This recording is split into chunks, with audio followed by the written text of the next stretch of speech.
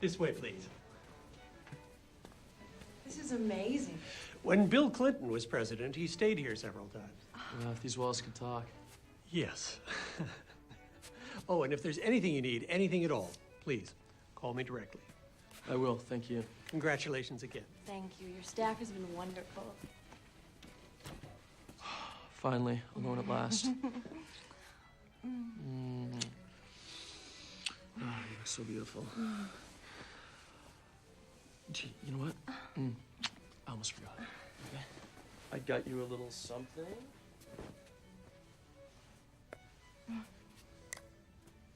Da-da-da.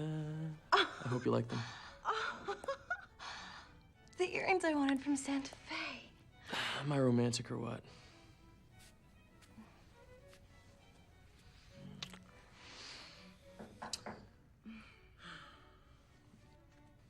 Who is it? I'll tell you what. You get that, and I'm gonna go put these on. Okay. All right.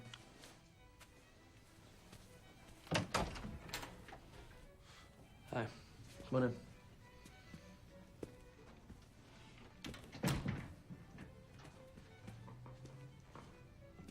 I love you.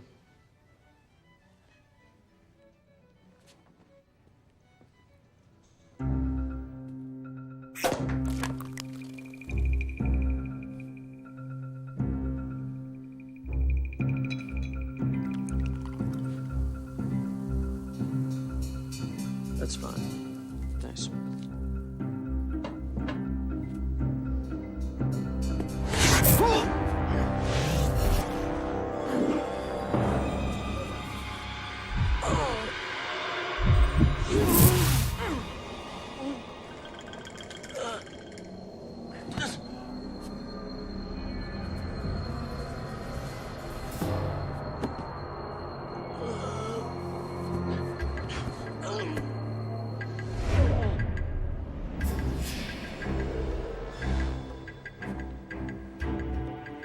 David?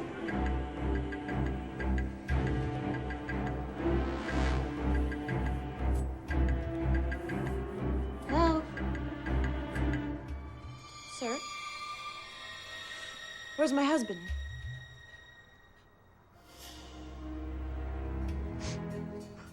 David? No!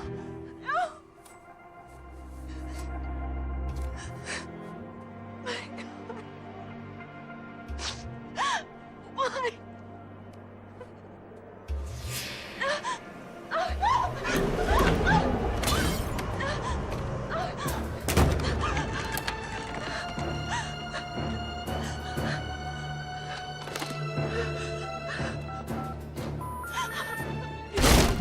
If you need any help, hang up and dial the operator.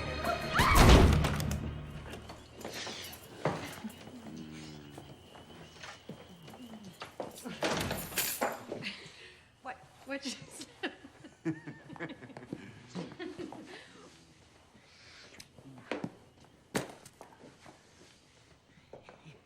So is this a temporary assignment or full-time? You ask too many questions. That's my job. Not tonight.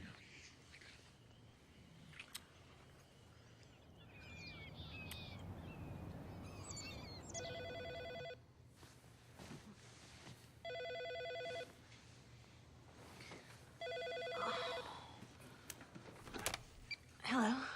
Don't tell me I woke you up. It's my day off, Warren. Not anymore. Better throw some water in your face and get down to the Royal Marquis. You taking me to brunch? Believe me, Boxer, after you see this, you won't have any appetite.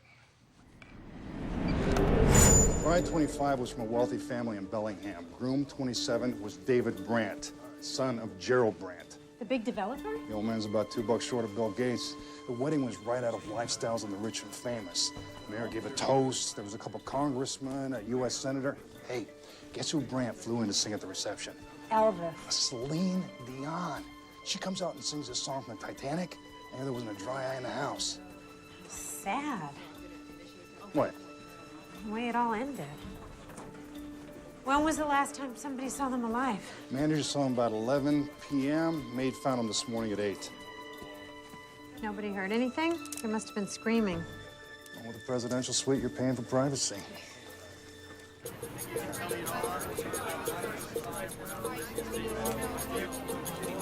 Sid, Cindy Thomas, they won't let me in. They're saying it's an active crime scene. You asked for the sign, Sydney. Figure it out. Thanks for your support.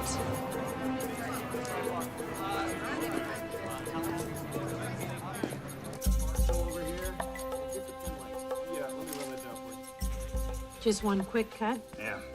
The bride wasn't quite so lucky. Dad, it was an amateur.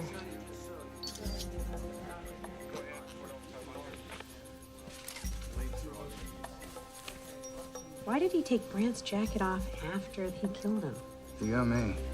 How did the killer get access? You figure he came in dressed up as a waiter. He brought in this. Have this marked. I think that's a blood spatter. Clodagh Moore, 1989. Does that mean something? The killer has expensive taste.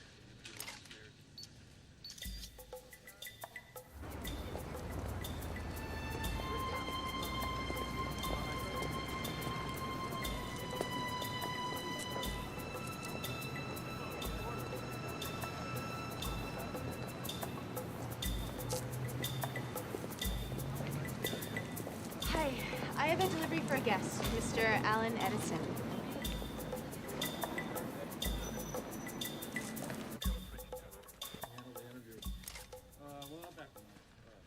Dr. Washburn? Inspector? Not often do we see the chief and me at a crime scene.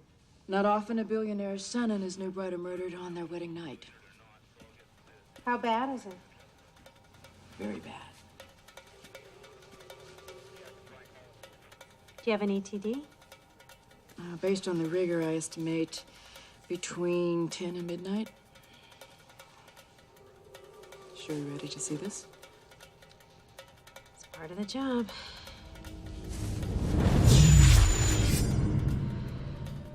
Who could have done something like this?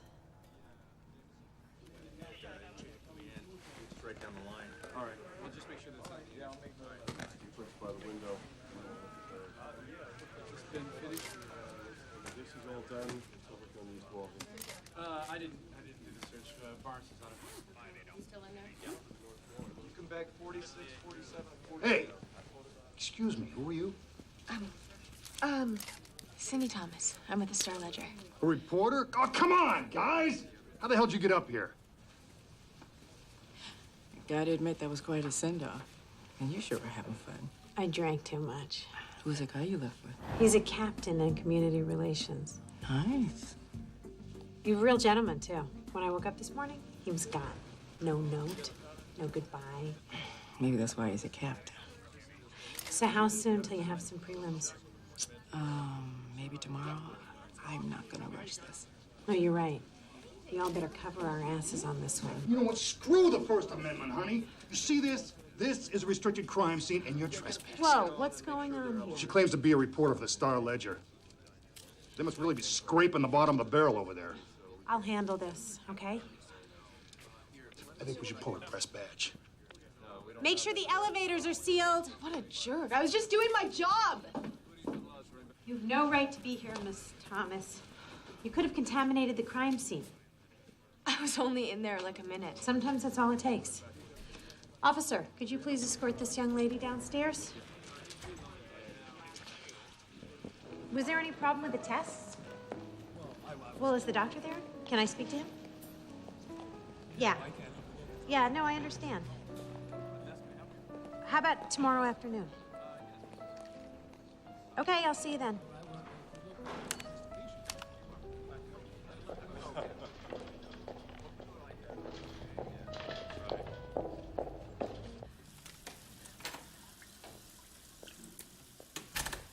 I know how you're feeling. It sure was rough up there. I've never seen a dead body before. Is this a coincidence, or are you following me? Girl's gotta pee. Star usually sends Frank McGuire. Frank's in Australia on vacation. I'm normally a lifestyles reporter. You know, Lovesick Panda worries you officials. Does the donut diet really work? I've been begging them to let me do some hard news, so here I am. That other cop was telling me you're the city's first female homicide inspector. That's really cool. You must be good. Miss Thomas? It's Cindy. So, what do you think? Work of a madman or a well-planned hit? All information regarding this case will come through our media office. Oh, come on. Can't you give me just a little something?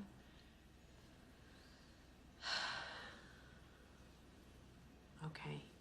But this is totally off the record. Absolutely. My cousin tried the donut diet. It definitely doesn't work.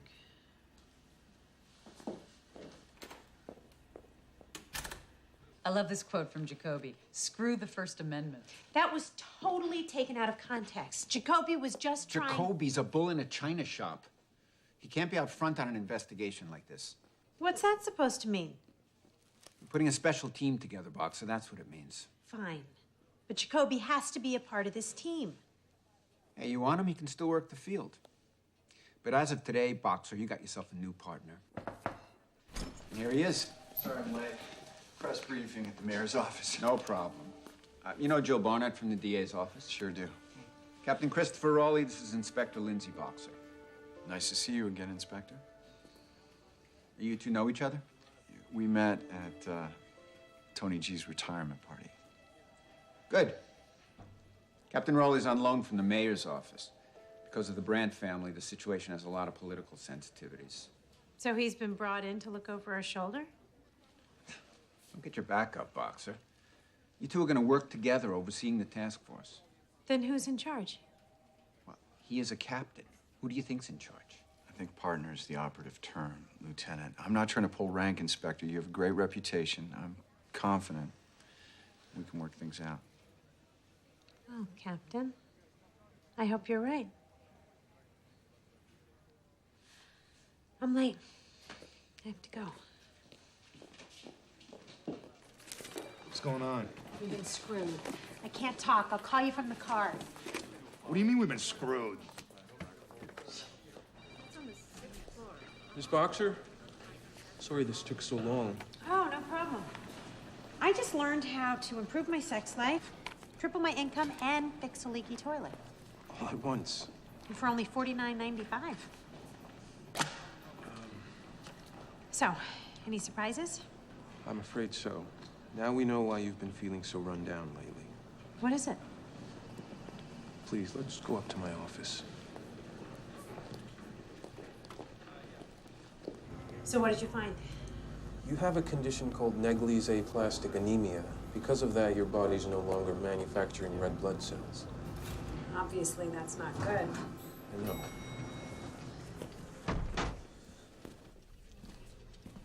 Please, have a seat.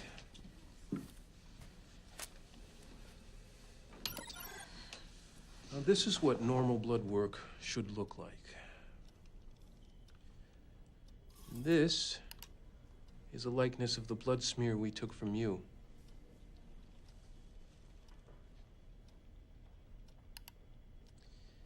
These, large globules are red blood cells. Problem is, you don't have that many. See the difference? Was that reversible? Well, it can be. So this is treatable, It can be. but not always. No. Are you saying I could die? Negli's can be fatal. So you are telling me I could die? On the positive side, you are otherwise in excellent shape. You might respond very well to treatment. I apologize for being so candid, but I believe my patient should always know the truth. No, yeah, I agree.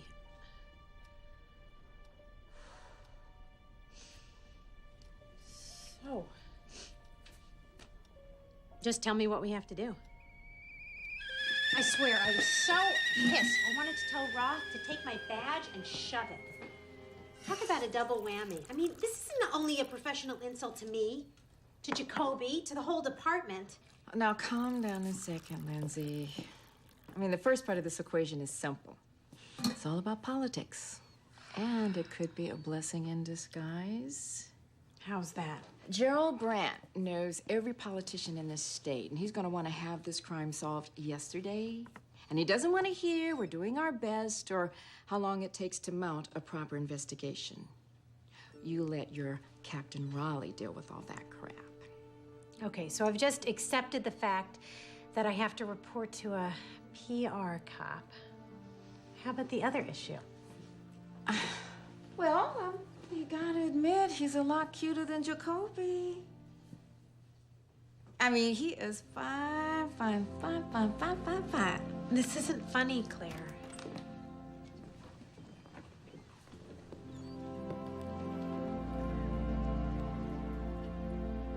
Now I have to report to a guy I had a one-night stand with. A guy who just screwed and split. Did he talk to you after the meeting? No, I had to leave right away. Look, I'm not saying this isn't awkward. That's an understatement. Well, he has to deal with this too.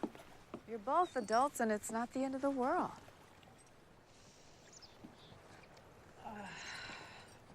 This has not been a good day. Is something wrong? Did something else happen? Have you ever heard of Negley's aplastic anemia? Yeah, it's a blood disease. And it develops in stages. Right, it usually starts out with a mild depletion of red cells, followed by a more serious shortage. Someone you know have it? Yeah. Me. What? My doctor thought I had a touch of anemia, so she referred me to a hematologist. I got the test results back this afternoon.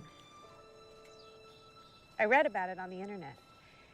It sounds like I've gone through stages 1 and 2.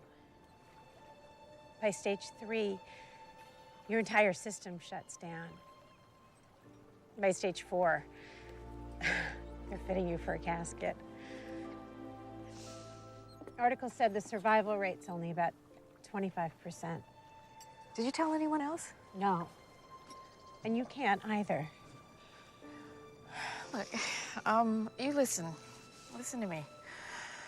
I am going to do everything I can to help you. But you have got to help yourself. You've got to slow down. You've got to stay focused and be positive. Do you hear me?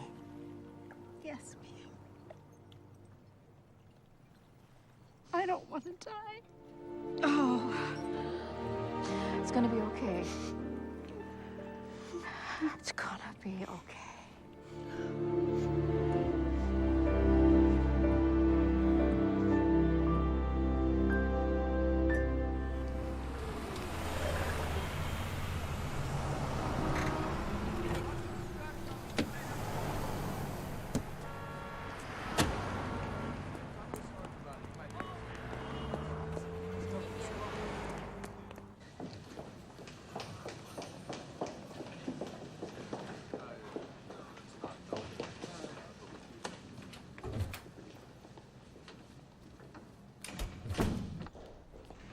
Yeah, call off the APB. She just got here.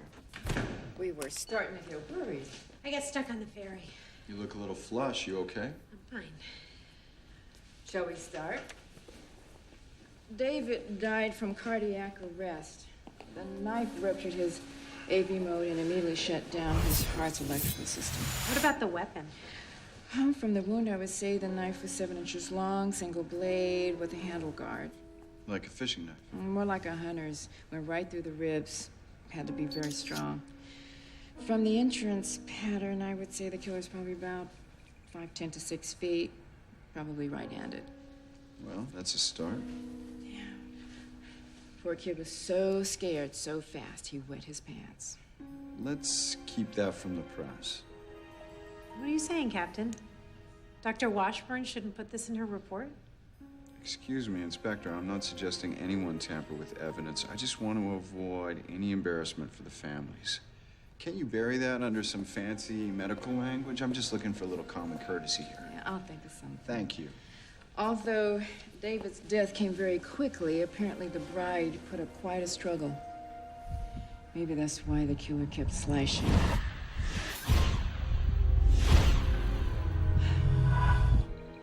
You okay? Yeah.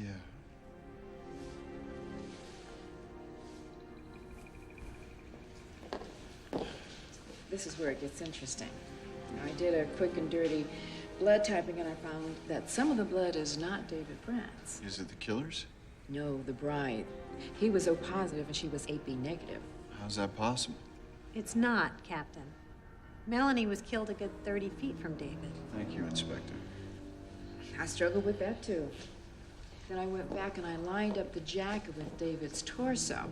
The slash mark didn't match the wound. Then I discovered that the jacket wasn't the same brand as his pants. Do you think the jacket belonged to the killer? Who else? So maybe the murders were personal. Why would you say that? Because a pro wouldn't leave behind a clue like that. I'll get Jacoby right on this. Have you met him yet? Yesterday. He's a little rough around the edges, but he's a good cop. Do me a favor, Inspector. Don't ever pull a stunt like that on me again. Like what? You got a problem with something I say or something I do, you tell me in private. Don't use me to score points in front of other people. That's not what I was trying to do. I really think you're overreacting here, Captain. If I am, I have good reason. I am the one who had to tell Gerald Brandt that his new daughter-in-law and son had been brutally murdered. Look. I know you think I was a jerk for up and leaving that morning, but I got a 911 on the Brandt case. Why didn't you wake me? You were sound asleep. I wanted to call you in the office, but then everything hit the fan. Let's just forget it. Are you sure you can? Because if you don't want to work together, now's the time to speak up. We don't have to be friends, Inspector, but we have to be partners. We're both professionals here, Captain. We know what has to be done, and I'm more than prepared to do it. Good. That's all I needed to know. This jacket's our first break. We need to canvass every tuxedo and rental shop in the area. What about the champagne bottle? You were right. Label's real expensive. I just tracked down the West Coast distributor. I'm gonna see him first thing in the morning. You're too efficient, Jacoby. Yeah, I'm just trying to make you look good, boxer. I'll talk to you later. Hi. You've got some nerve showing your face around here. How come? Your little article upset a lot of people. Well, I was just doing my job, Inspector. Like I told you before, you have questions about this case, you go through our media office. That means you don't come to my office and you don't call me directly on the phone. I called your media office, and all I got was a runaround. Then keep calling. Look, the regular beat reporter is back next week. I am history unless I can break something big. What do you want me to do? Tell you who the killer is? Well, that would do it. Cindy, if you really want to be a good reporter, you need to start listening to what people say. One, I don't have any great scoop to give you. And two, even if I did, why should I? Maybe I can give you something. Something to help you solve the case. Like what? One of our business writers is tracking a story that Gerald Brandt, the dead groom's father, was recently involved in a complicated deal involving a Russian telecom company. The deal fell apart at the last minute, and a group of Russian speculators, make that gangsters, lost a fortune. There's your motive. Pay back to the father. I'll check it out. So we have an understanding then? I said I'd check it out. Inspector Boxer.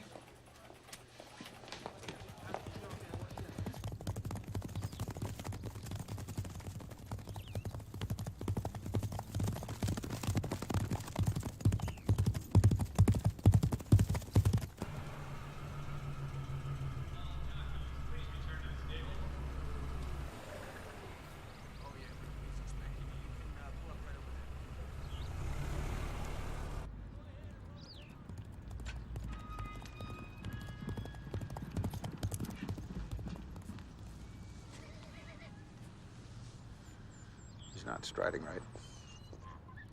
Check him out when you get back to the stable. Excuse me, Mr. Brandt? We'll talk later. Inspector Boxer. Yes, sir. Sorry to come out here on such short notice. No problem. You know, it's a funny thing, Inspector. This is the only place I seem to be able to find any peace. At home, the office, in my car. All I can think about is what happened. That's my favorite picture of David. It's a memory I'll always cherish. Wasn't really a great athlete. Always gave his best, 110%. Just the kind of kid he was. Do you have any children, Inspector? No. Because I'll tell you, all the money and career success in the world just means nothing. I'm sorry, Inspector. I know you didn't come down here to see a tough old man cry. In fact, you said on the phone there was some kind of rumor I could help clear up. I just thought you should know that the Star-Ledger is working on a report linking these murders to one of your recent business deals. That's ridiculous. They have a source that claims that there are criminal factions in Russia that are angry at you for pulling out of a Kolya telecom deal. First of all, Inspector, I don't deal with criminal factions. Kolya's management is the Russian government. What, I'm some sort of suspect now? No, sir, absolutely not. This was just business. A tough negotiation, yes, but nothing different than I deal with all the time. David's death had nothing to do with this. With all due respect, sir, how can you be so sure? Because, Inspector, negotiations never really broke off. That was just a ploy that we used for the media. The deal for Kolya closed weeks ago. Everybody was happy. Everybody made money.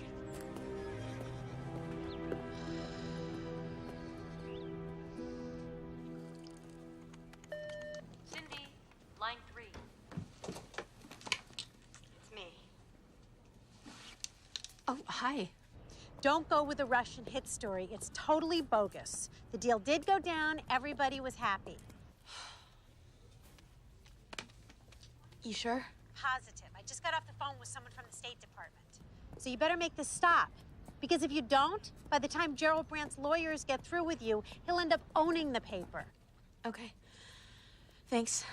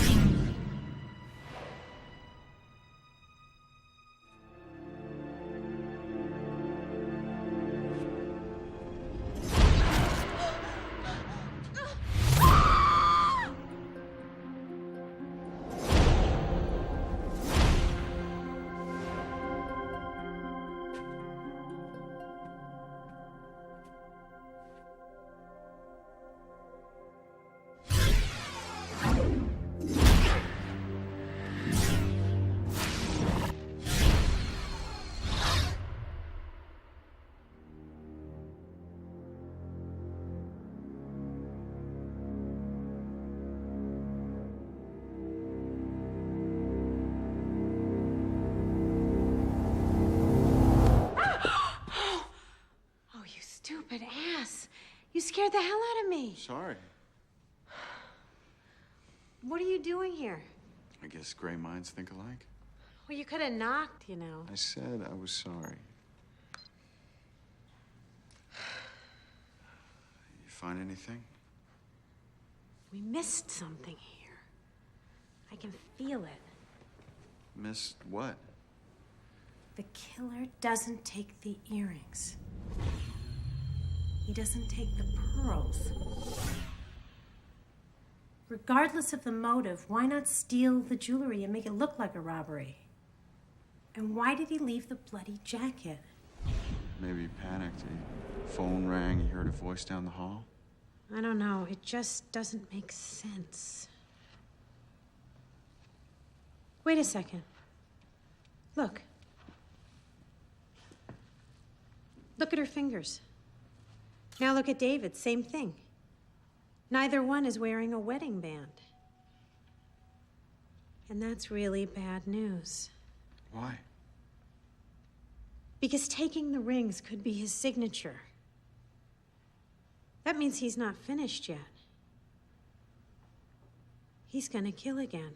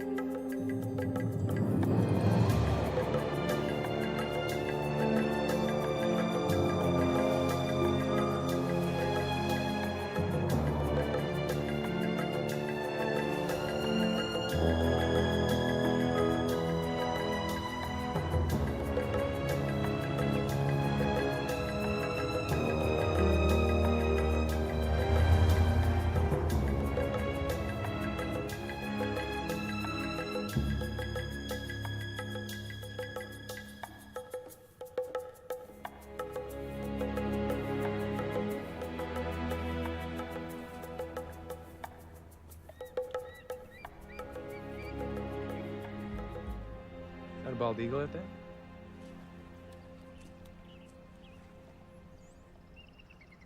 Sure is. That's a very good one.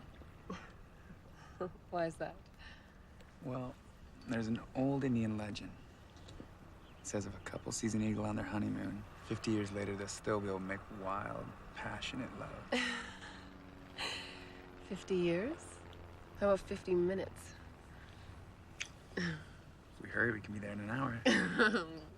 Let's go. I think it's a stretch to say he's a serial killer. By taking the rings, he's signing his murders. He's toying with us, leaving clues. A professional wouldn't do that. Unless he's clever. Well, why would he switch jackets with the groom? He's dressed in a tuxedo, disguised as a waiter. Jacket gets soaked with blood. He sees David Brandt's lying there. He switched jackets so nobody would notice when he left the hotel. Why go to all the trouble of making the slash marks? As if nobody would figure out the jackets were a different size, a different make. Like I said, he's really clever. He's just trying to throw us off. Maybe. Hey, you want to get a cup of coffee? I can't. I have a dentist appointment. Does that mean I get a rain check? I gotta go. Hey, Lindsay. Figuring out the rings we're missing?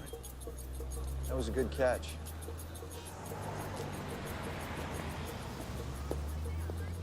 Oh, the room's great. The grounds are fantastic.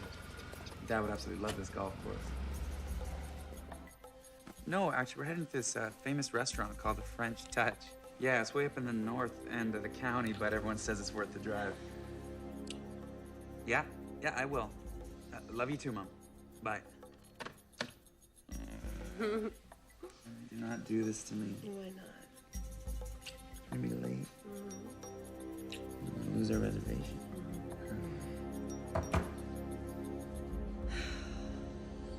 That better not be your dad with his golf clubs. Get dressed.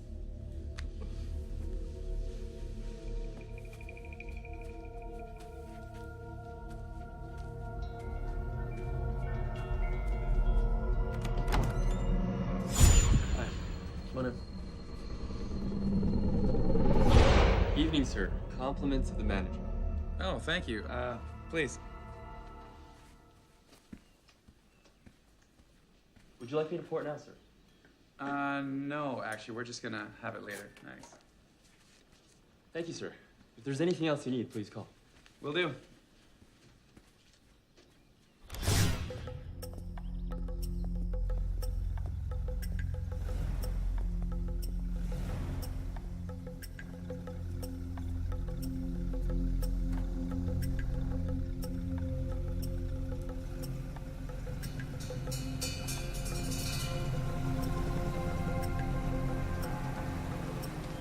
Mr. DeGraw?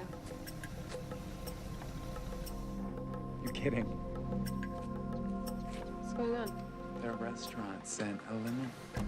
Wow! Oh my.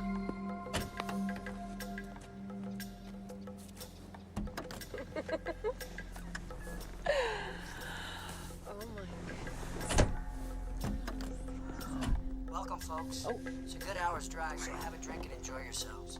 I'm putting up the privacy screen. If you need anything, you just hit the intercom. Thank you.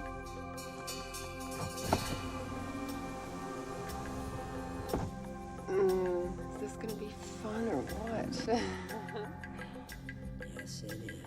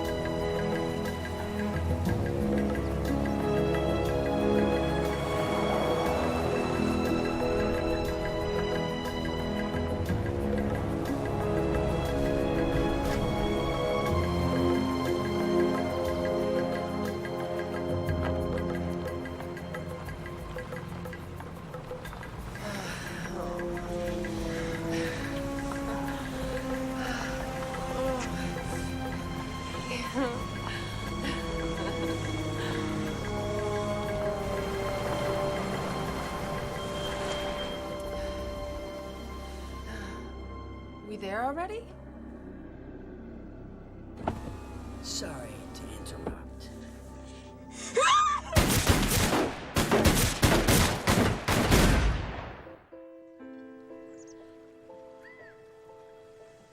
Any negative reactions to the transfusions? First I get energized, and then I get really tired. Well, that's normal. It's nothing to worry about.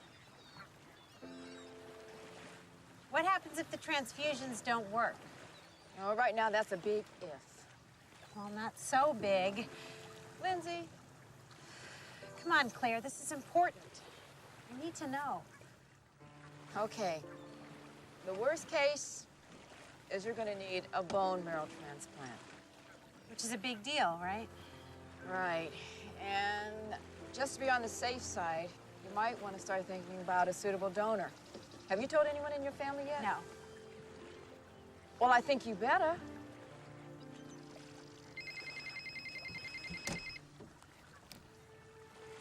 Hello? A friend of mine's a sheriff in Eagle County. He's got something we should check out at the Highlands Inn. I'll meet you there in an hour. That was Raleigh. A honeymoon couple is missing.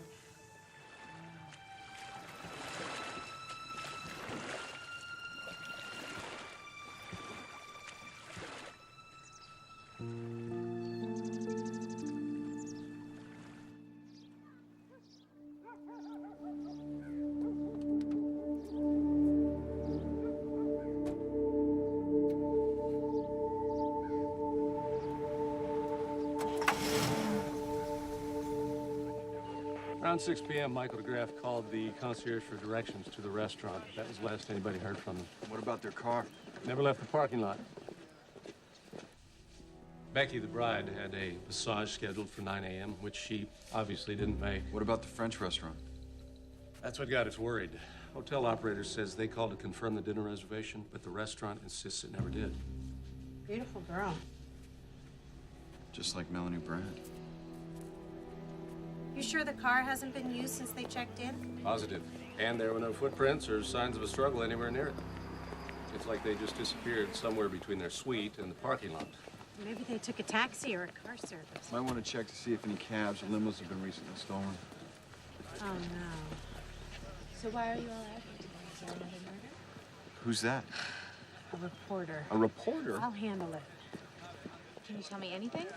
No? Nothing? Excuse me. Hi.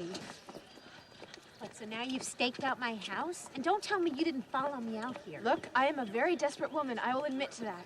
I need something the other papers don't have, or they're going to kick me off this story. You know something? You have now become one royal pain in the ass. Is that a compliment? No.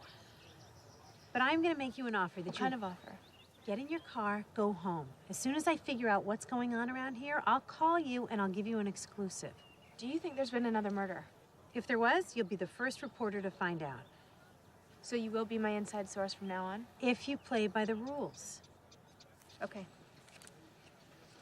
But you better call me. I will. You promise? Yes.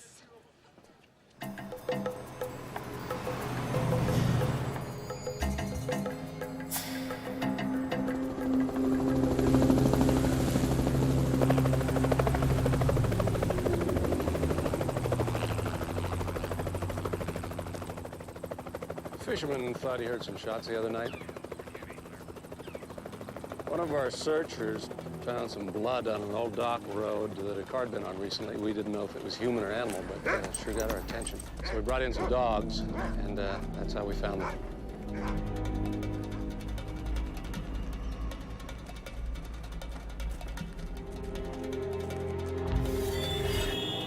Sheriff says it looks like they were both shot at close range. I'm heading over there now.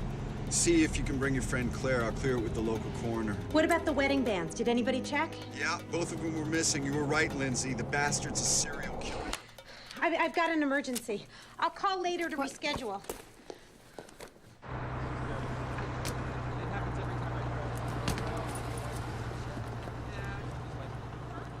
Yeah, well, anyways, I was thinking if I don't wear gloves, my dress will be just like this. It's pretty. Yeah, nice and simple. Are you having a big wedding? Just our family and some close friends. We're getting married July 4th weekend at Cathedral Forest. Oh, that's romantic. Yeah, and we're gonna stay there and just camp out for a week. I guess we're ready. Not ready for boarding?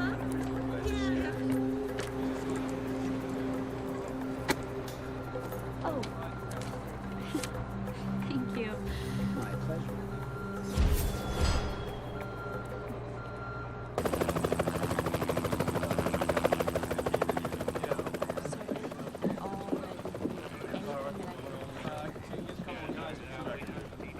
Come on, if you could just...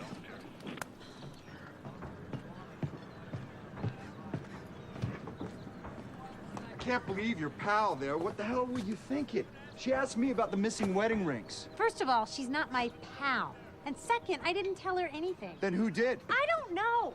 There are a lot of people around here, so don't go blaming me.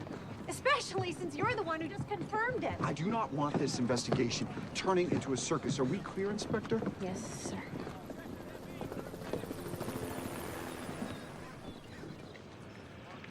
A little lover's quarrel. Oh, don't start. Hey. Hey, great place to dump a body. Yeah, that's exactly what he did. Claire says it's obvious from the pattern of bloodstains. Killer's organized. He's got a game plan. And access to money. He knows the world of expensive champagnes and stretch limos. How do you know he was driving a stretch? Well, that's a standard radial tire on an extra wide wheelbase. Not bad for a PR cop. You sound like Lindsay. There's no way around it. This is going to be front-page news all across the country. We're all going to get squeezed and second-guessed. Stop it. You're depressing me. I mean, it's not like there's anything we can do differently. I'm not so sure about that. We're all smart. We each come at this from a different discipline. Why not use our heads and come up with a way around the system? How? Well, what if we met informally, like once or twice a week? That way we could kick around ideas, pool our thoughts, take a fresh look at the evidence. We could call ourselves the Homicide Chicks. Or the brilliant babe? Come on, I'm serious about this. It's an interesting idea. Claire? Well, as long as we can play cards or something. I just don't want it to be all work. Then it's agreed. How about the Women's Murder Club? Okay by me. That's not bad. To the Women's Murder Club.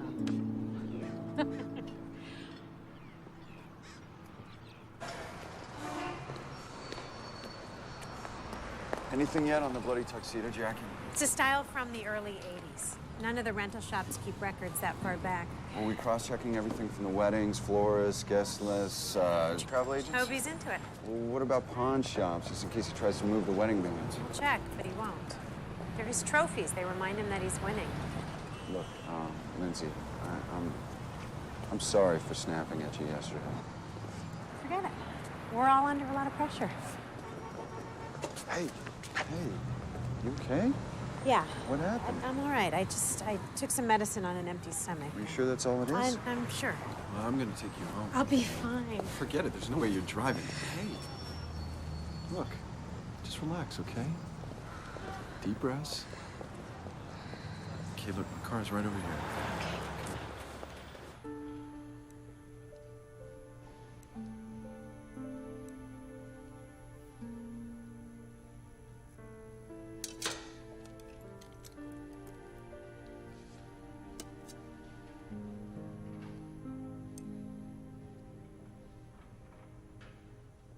I never got to tell you before. You have a great house. Oh, thanks. It's the only positive thing that came out of my divorce. Yeah, worked in reverse for me. Do you want a cup of coffee? Maybe another time. I gotta pick up my son at school. You know, you've been working too hard. I don't want you getting sick on me. I'll call you later. See how you're doing. Thanks. So, how are we feeling today? Okay, I guess. Are you seeing any improvement? So far, we've done 8 packed red cell transfusions. And unfortunately, your erythrocyte count continues to decline. So I'm not making any progress. Let's just say this is not the trend we were hoping for.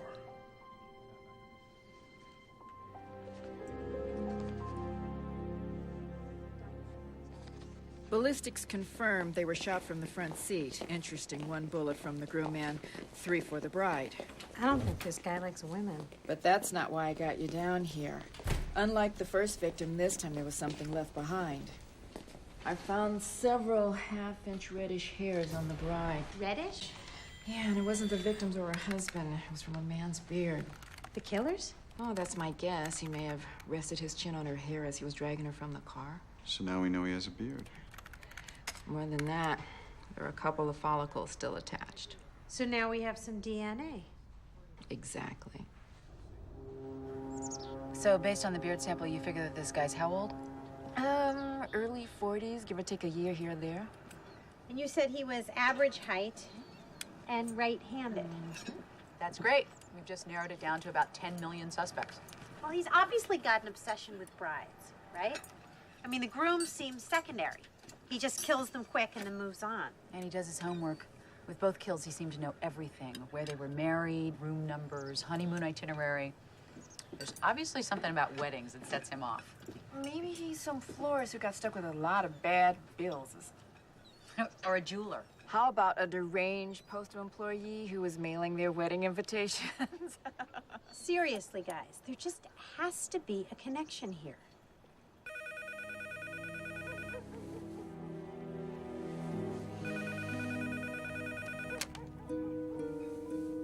Hello? Both of the murdered brides bought their gowns at the bridal studio. Lindsay, where the hell are you? At the office. I just did a global cross-check. That's good work. Thanks. I'm sorry I woke you. No, it's okay. I'm glad you called. I'll see you tomorrow.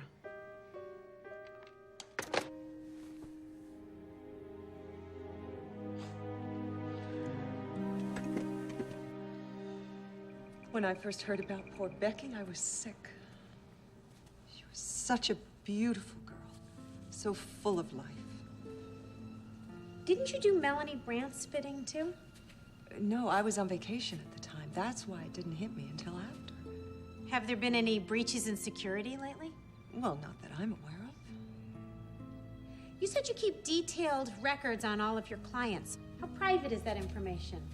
Well, only myself and my 2 associates have the password. What are you doing? Just want to check something.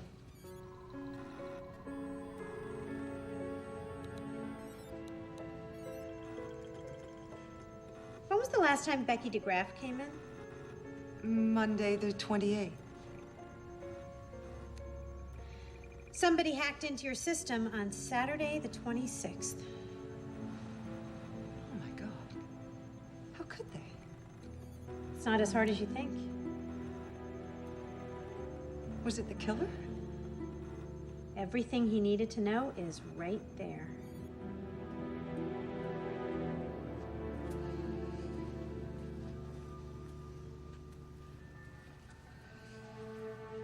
Did anything unusual happen around the time of Becky's last fitting? I didn't remember this until after you called. But something odd did happen. There was this strange man. He was looking through our catalog. And I told him I'd be with him shortly. And the next thing I knew, he had disappeared. Did you get a good look at him? Not great. I remember he had a goatee. Yes. No, I think his face was a little thinner. That's better. But I remember him being younger. How much younger? Early 30s, maybe? You sure about that? No. I had such a brief look at him. Besides the DNA, we now have an eyewitness, and we know where the killer's been finding his victims. Jacoby, how do you feel about going undercover at the bridal studio? Now, would that be as a man or as a woman? It would have to be a woman. But don't worry, I have a great dress you can borrow. Oh, we're getting excited already. Hey, do you think the department would pay to have my legs waxed? All right, come on, let's get back to business. On Saturday, the studio bride is getting married, then staying at the Sylvia Hotel. That's why we don't want anyone outside of this room to know about the sketch. How come? Because we're all going to be at that wedding on Saturday. And hopefully, the killer is too. I say we give it 10 more minutes. What's the hurry? I feel like an idiot. Why? You look gorgeous. Absolutely gorgeous. I don't know how I let you guys talk me into this. I am never going to live it down in the squad room. Trust me, no one's gonna respect you less for looking great in a wedding gown. Yeah, I'm not so sure about that. Who is it? Hotel staff. Be right there.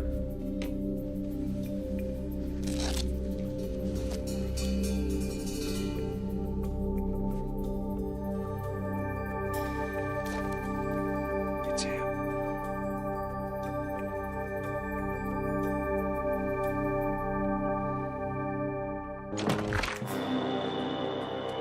Down! On the floor, right now! No, please, God, no! My wife just had a baby, don't kill me, please! Who are you? Who sent you? Eddie Jones. I work for the hotel. The manager set me up. Get up. Call downstairs. False alarm, Captain. Roth told the manager not to change any hotel procedures. I always send flowers to newlyweds. Why didn't they just tell us? We do this all the time. Eddie, right? Yeah. Hey, we're sorry about all this. Can I go now? Yeah. You still want the flowers? No. Okay.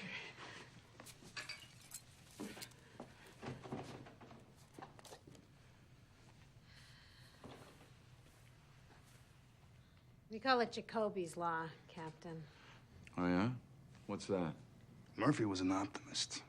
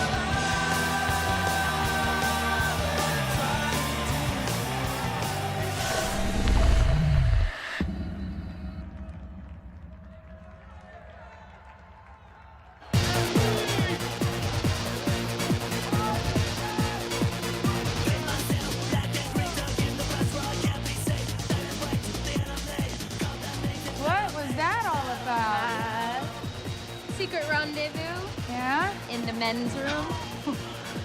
Sounds sexy. You never know.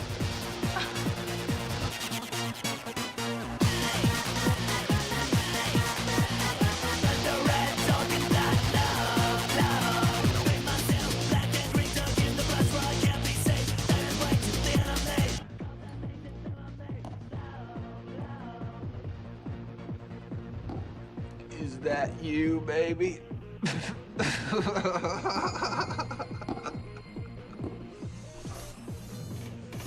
Hey, man, what are you doing?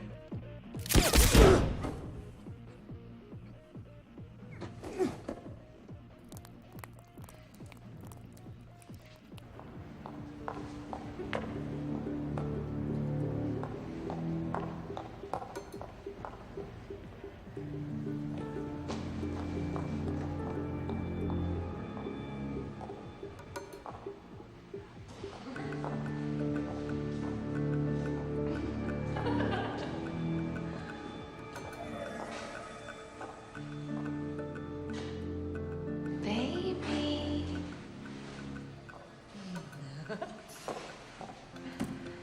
James the Indian? The Indian?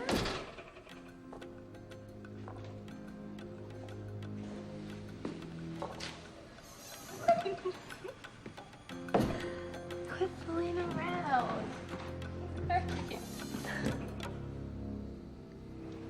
Oh, babe, what? This.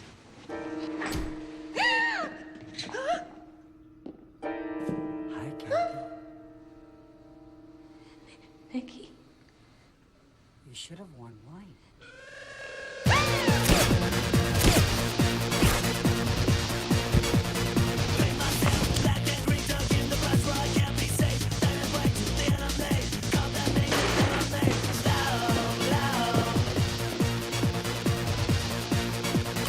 There's no question that Dr. Shimura is the best in his field, but you have to get another opinion.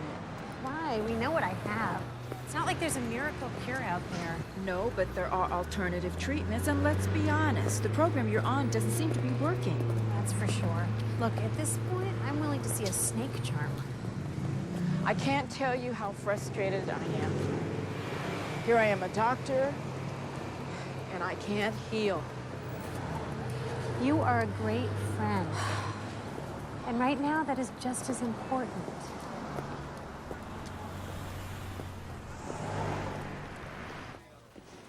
Hey, I hope the PR captain can keep the screw up with the waiter out of the paper. So far, so good. Homicide. Yeah, she's right here. It's a cop from Cleveland. McBride? Cleveland. Reason I'm calling is we've got a bride and groom murder here that fits the FBI profile you folks submitted. How many shots were fired? One into the male, a whole bunch from the female. Were either of the victims wearing a wedding ring?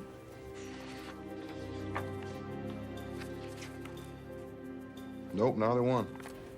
Oh, God. Ladies and gentlemen, welcome to Cleveland. Local time is 10 a.m. and the temperature is 58 degrees.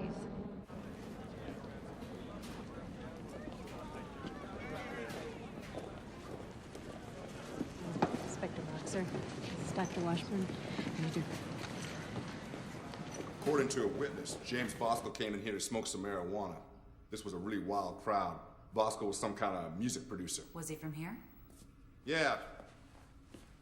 So's the bride. But like I mentioned on the phone, she recently moved back from Seattle. James apparently told Kathy to meet him here. By the time she arrived, we guessed he was dead and the killer was waiting. And nobody heard the shots? You know, the music was really loud. Ballistics figured he used a silencer. Well, with a crowd that size, you would think somebody else would be using the washroom. This area was supposed to be closed off to the party. Any security cameras? Not here, but there were several monitoring the lobby and the side doors. We're having it all transferred onto a master tape. That could be a break. Absolutely.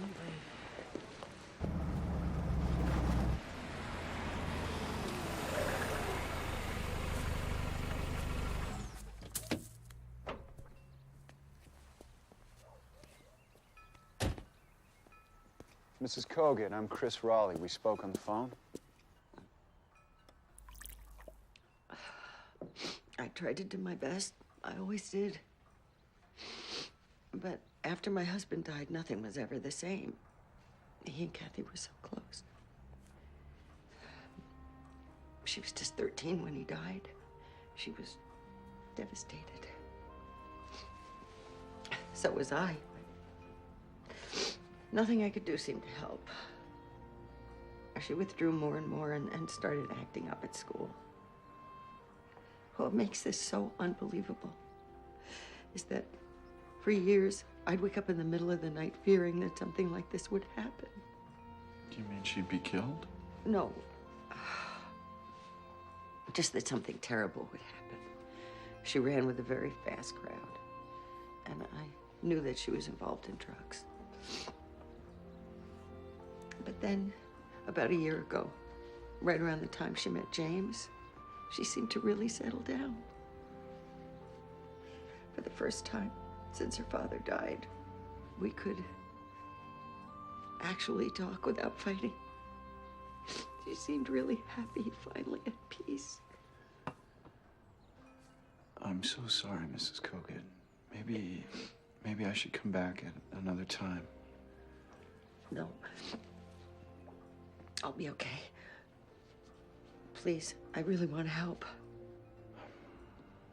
Okay. What I'm most interested in is the time that Kathy spent in Seattle. Do you recall if that was a good period or bad?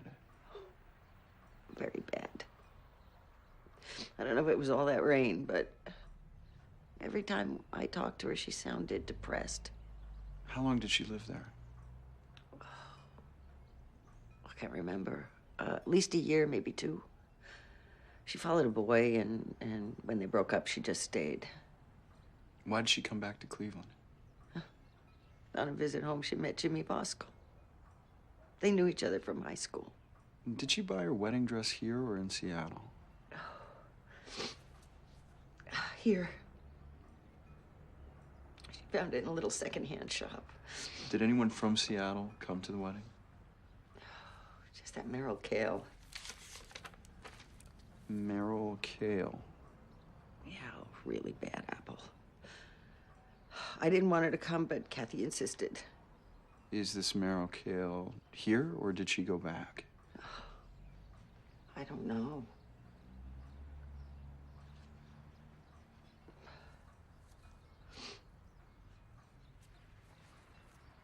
Sorry. No. That's okay, Mrs. Kogan. You've been a big help. Who is it? Police. Hold on. I really got nothing to say. I mean, I didn't see anything. I understand you were friends with Kathy in Seattle. I don't know about friends. We used to just party together. Then why did she invite you to her wedding? You'd have to ask her. I'm afraid I can't. I believe that somebody who knew Kathy in Seattle killed her. Hey, hold on here. Are you saying I did it?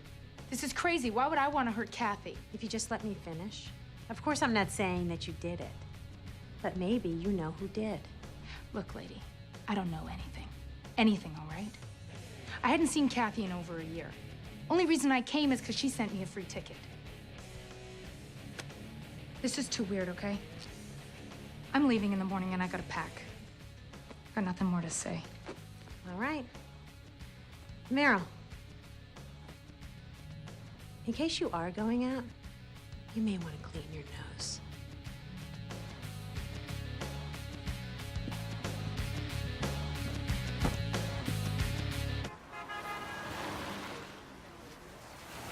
What the hell are you doing here?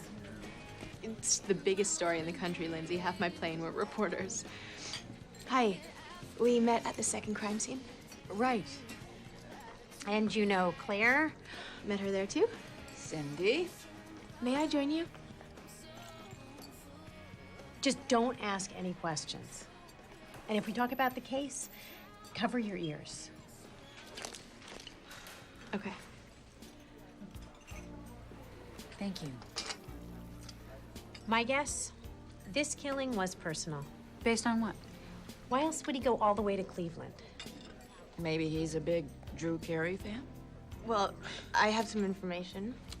A nightclub owner in Capitol Hill told me that Kathy Kogut was a total party animal. Just like Meryl Kale. I'm telling you, she knows a lot more than she's letting on. When we get back, you should bring her in for questioning. I plan to. You know, the funny thing is, I should have sent you in to talk to her. Oh, because I'd be more in tune with a drugged out wacko? It's a generational thing. That's all we're saying. Yeah. When did you say she was flying back? Tomorrow. Why? Final boarding call for Flight 18, Minneapolis, St. Paul. Passengers holding tickets from rows 20 to 32 may now board Flight 117 to Chicago.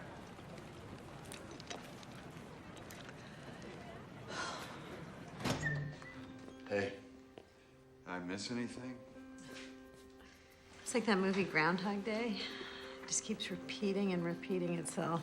Yeah, well, that's all the angles of the different cameras. How long is this thing delayed? I don't know. God, I hate to fly.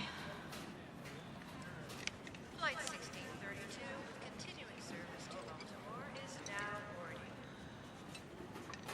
That's cool. Flight attendant Ray, please call schedule. I just got this one. Very cool. Thanks. Do you want some? Yeah. Captain Stewart, please dial 5839. Captain Stewart, 5839.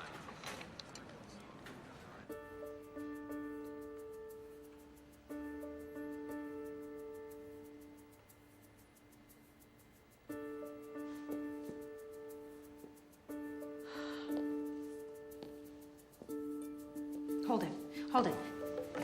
Wait, go back. Go back. No, too far. Here. There. Hit zoom. That's him, Rolly. That's our killer.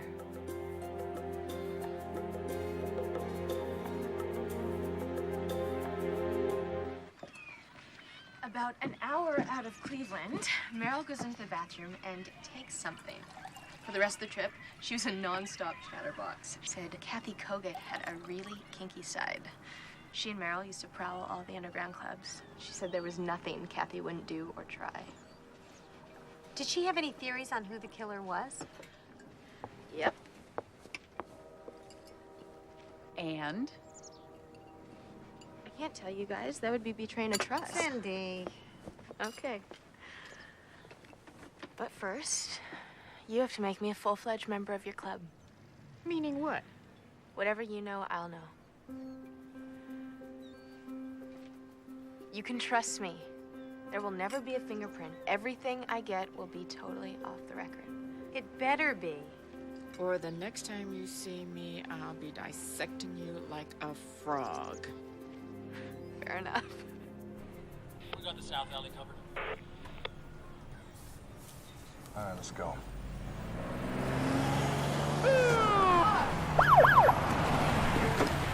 Hold it right there, sweetheart. Don't shoot, man. Don't shoot. Cuff and search her. What?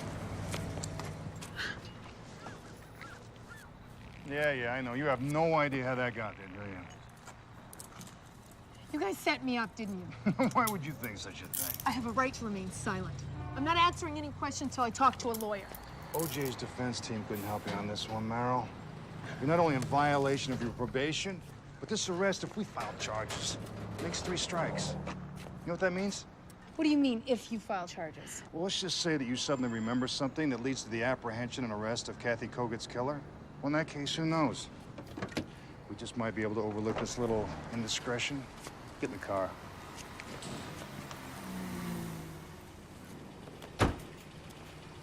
Yes, I know there's movement in the image, but can it be enhanced digitally? Rolly, Call you back. I got Redbeard's name. Just a first name, but a name. From Meryl Kale? She told Jacoby that Kathy Kogut had this secret lover, an older guy called Nicky. Did Meryl ever meet him? No, she said she never brought him around because A, he was married, and B, he's a celebrity. A celebrity? Who's a famous Nick or Nicholas? He could be someone from Hollywood. A lot of them have summer places in the islands. Wait, time out. What makes you so sure this Nicky is our guy? Because Kathy told Meryl that he really got off on abusing women. He got so rough one night, Kathy thought he was gonna kill her. This is him, Chris. This is him. It's the first time you ever call me Chris. I guess it shows you how excited I am. Well, you should be, Lindsay. You've done a hell of a job on the case. Oh, thanks. You've done a pretty good job yourself.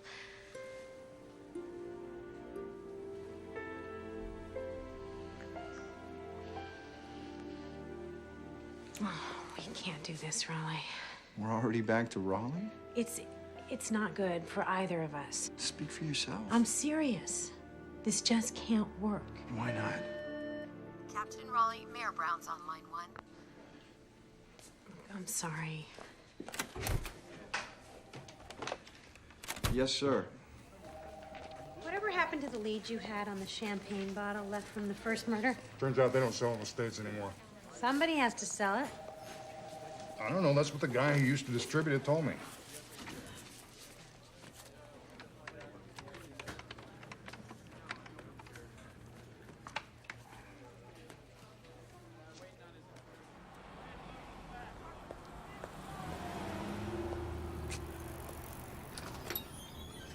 Now, this particular label sometimes goes as high as $25,000 a case.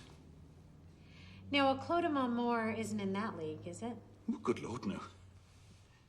Don't get me wrong, it is an excellent champagne. You can probably pick up a bottle for between $400 and $600. Well, that's still pretty pricey. For the average person, yes, but not for our clientele. Ah, now this Bordeaux, it's nearly 200 years old. Once belonged to William Randolph Hearst. It has a pre-auction estimate of over $100,000. Now, that's really pricey. Mm-hmm. I assume you keep good records? You keep your mailing lists up to date? We try. Can I have a copy? Well, part of our service is confidentiality. I would be very loath to give any information out on our clientele, you understand. Oh, yeah, I understand. But I also think that your clients wouldn't be too happy if they read in the paper that we had to get a court order to search your files. Please, I just need to have a quick look at your client list. You can stay with me while I do it. Very well. Thank you.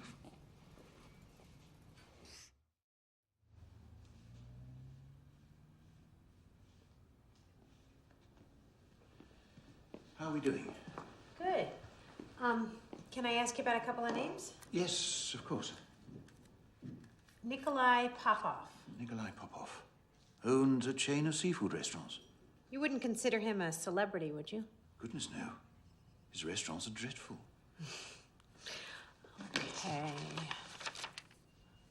Nicholas Jenks. Nicholas Jenks.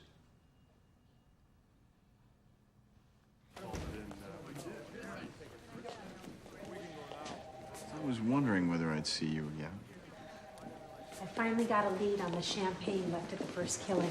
What's the lead? 3 years ago, 2 cases were sold at auction to a rich private collector. And guess what his name was? Nicholas Jenks? Wait until you see what Nicky Jenks looks like.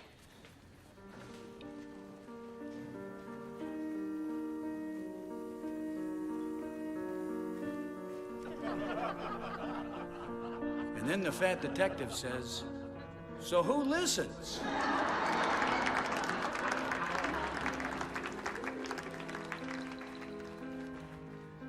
There's nothing like the sharp smell of formaldehyde or the depressing sheen of hospital-tiled halls to make the drudgery of chasing down leads seem like inspired work. The joke in Homicide about the morgue was that in spite of the lousy climate, the place was good for business. But as they say, that's where the bodies are.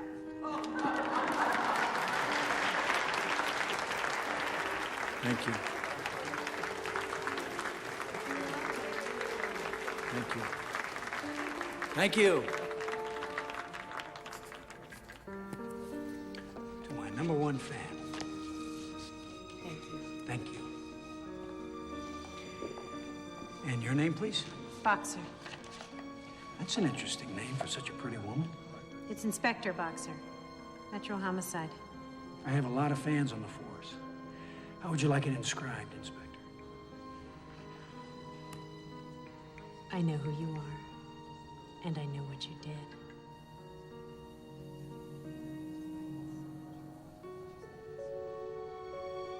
How about best wishes?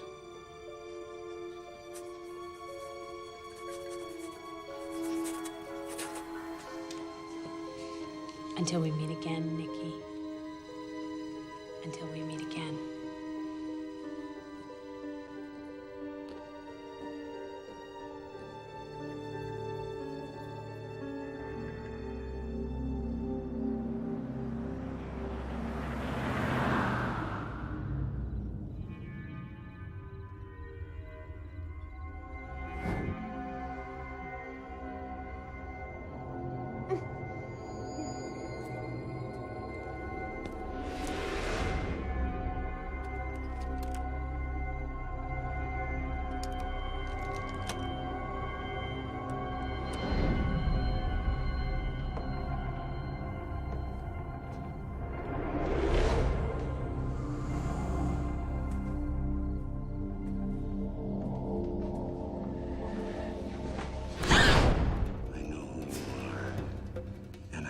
You're trying to do.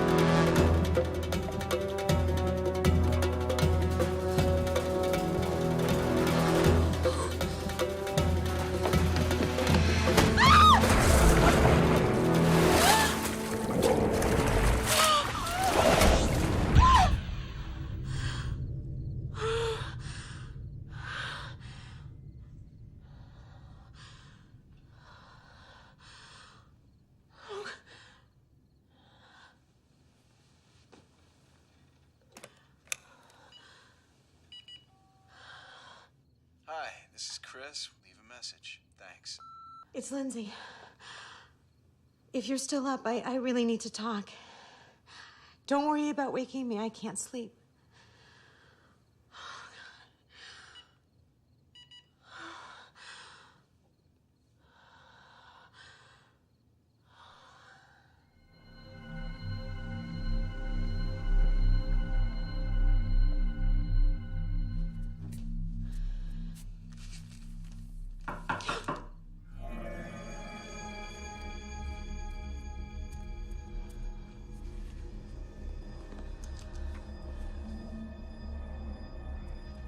Who's there? It's Chris.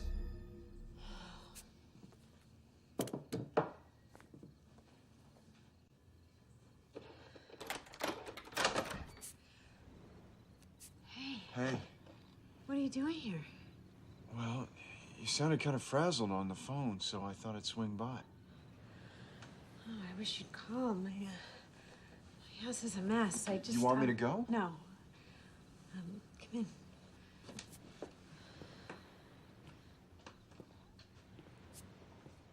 The dream was so real. Jenks was so creepy. I went to bed thinking about him. Those eyes, that face, this arrogance. What are you doing, Lindsay? Why did you go and see him? What the hell were you thinking? It was an impulse thing. I just saw in the paper that he was doing a reading. Why didn't you call me? I thought we were partners. This isn't like you, Lindsay. You're not a rookie. You just don't go out and confront a suspect on a whim, especially someone like Nicholas Jenks. Now he knows. He already knew. He has been playing with us from day one. Why? What's his game? It's not to end up in jail. I don't know. Raleigh, I don't know.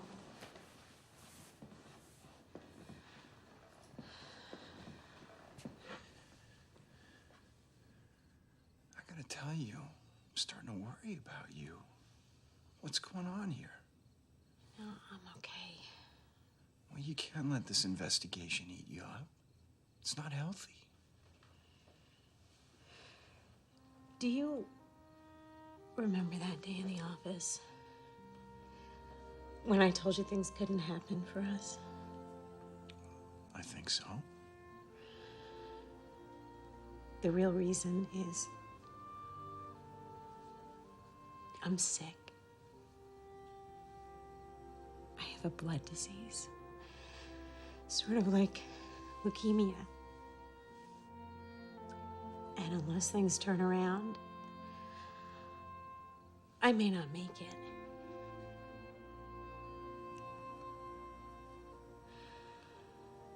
Wow. It's all so...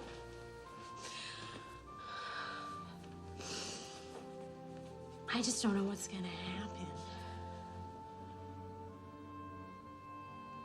Why didn't you tell me about this? You know how much I wanted to? I could see what was happening between us. And that just made it so much harder. Maybe I was afraid. Of what? Of how you would react. Lindsay. I don't want to be alone. Not now. I don't want to hurt you, Raleigh. And 6 months from now, I could be dead. Hey. That's not gonna happen.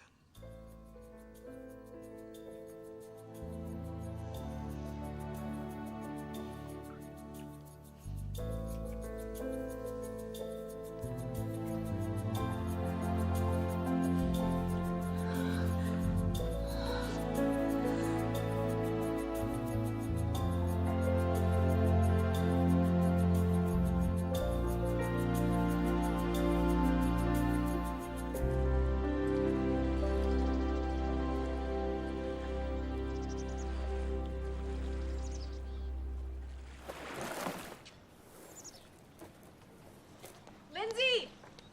Lindsay! Lindy! Just a sec. I spent the whole freaking day in our photo morgue. Nothing, then bingo. There he was. Oh, hi. Hi. There who was? Nikki. And guess who he had his arm around? None other than Kathy Kogut. Remember what Meryl said? Nikki was some kind of celebrity. The killer is Nicholas Jenks, the famous writer. We know. You know? We found a connection to Jenks yesterday, but this photo is important. Well, you did good work with this, but you can't print it yet. Can I speak to you in private, please?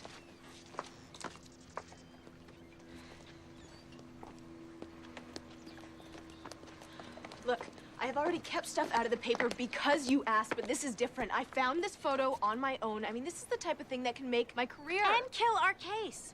Nicholas Jenks already knows that we're onto him. He wakes up tomorrow morning and sees this splattered across the front page of the paper. Maybe he says the game is up. He's got a ton of money. The next thing we know, he's in Canada or South America. I am a reporter, Lindsay. That is the bottom line. No, the bottom line is, do you want to do something that will help this bastard get away? Then why don't you guys arrest him? I don't know what the hell you're waiting for. Cindy! Cindy! What happened? She's gonna run with it. Perfect. You can't just drag someone like Nicholas Jenks in for questioning. Why not? His cover has already been blown. By a newspaper, not a subpoena. There is a reason that I'm playing Dr. No. Nicholas Jenks is rich and powerful. The second that we go after him, he's gonna trash us. Don't we have enough evidence to ask for a DNA sample? I think so, but the DA's scared. He wants everything nailed down before we make a move. He is such a weasel. Cindy, Lindsay Boxer on line 1.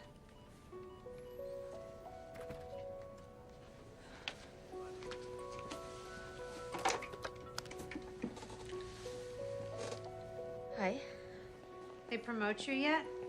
No, but I got some flowers.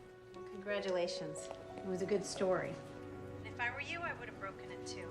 Thanks, Lindsay. That means a lot. I'll see you later. Bye.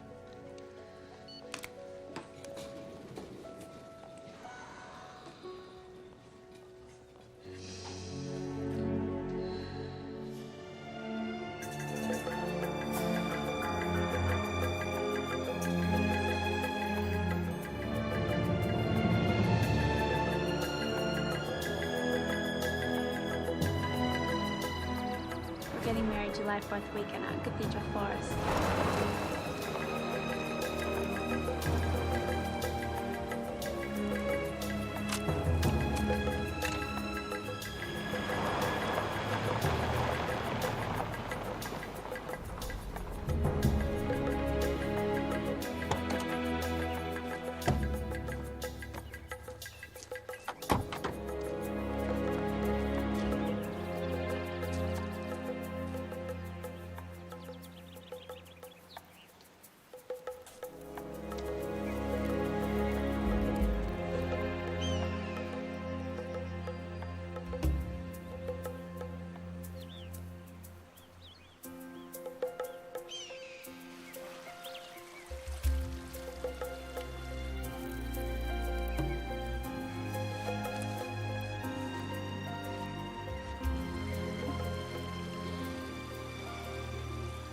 Hey.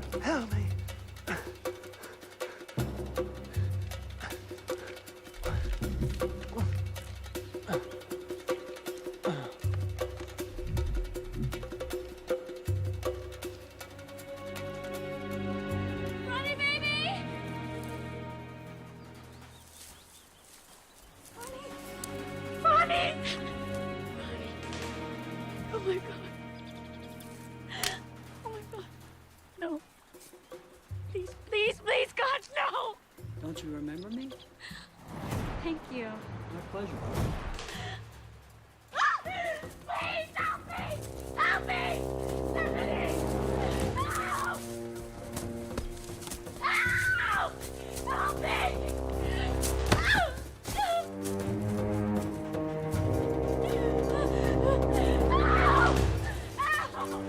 Help me! Tiffany! Help! Somebody! Help!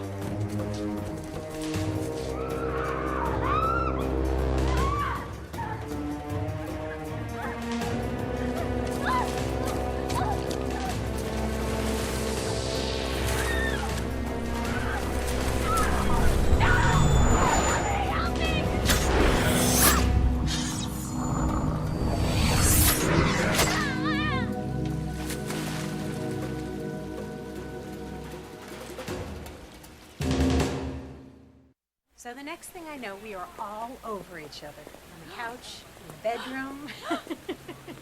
Sounds like you had fun. It was more than fun. A lot more. You know, the great thing about Raleigh is he's just an incredibly decent guy. Well, I'm glad. I'm glad for both of you. Look, I talked to my old dean at the med school, and he recommended a hematologist he thinks you should see. Why? Well, she's a pioneer. She's into all sorts of alternative medicine, and she's helped others. Other doctors have just given up on her. Well, that sounds promising.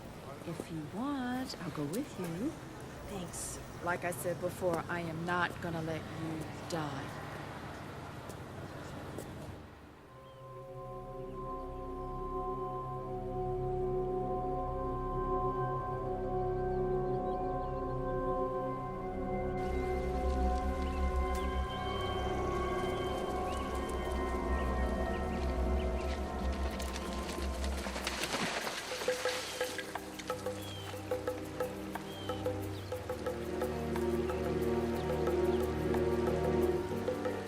About a year before Nicholas Jenks hits it big, deputies are called out to his house on a domestic abuse charge. His first wife, Joanna Wade, was pretty banged up. She press any charges? No. She says it was all a misunderstanding. Have we heard that before? 6 months later, he's divorced and he has a brand new trophy wife. Jessie, that is her name. She was a makeup girl. He met her backstage at a talk show. In addition to pretty young things and expensive champagne, Mr. Jenks collects guns. He is the registered owner of a 1990 issue Glock Special. The gun that killed brides 2 and 3.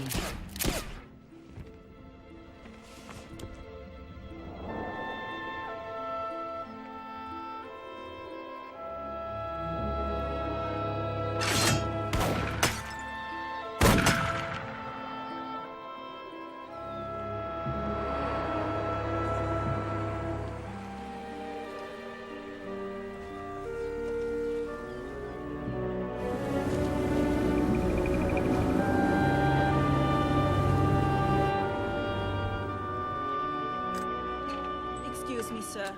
Your guests are here. Okay, put this away. Wow, look at this place. Yeah, who says crime doesn't pay? So, Inspector, we do meet again. Welcome. This is my partner, Captain Raleigh. Nice to meet you. Captain, such a beautiful day. Let's go out on the patio. I understand you'd like to discuss these honeymoon killings. I assume you've been following them? Of course. True crime's always more fascinating than fiction. Any theories on it? Just one. Whatever you think you know, you're wrong. What do you think we know, Mr. Jenks? Please, Inspector, you didn't come all the way out here to play a game of Clue. No, that's correct. In fact, we'd like to ask you a couple of very specific questions.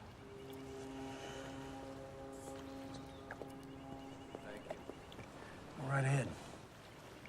Do you still own a 9mm Glock Special you purchased in San Jose back in 1992? No. I sold that years ago at a gun show in Vegas. You have a record of that? It was a gun show, Inspector. Reason we're asking, a Glock Special was the weapon used in both the Eagle County and Cleveland murders. You know how many guns I've owned over the years, Captain? Dozens. The latest victim was a young woman named Kathy Kogut. Could you describe your relationship with her? No, because I didn't have a relationship with her. I'm sure you saw this in the paper.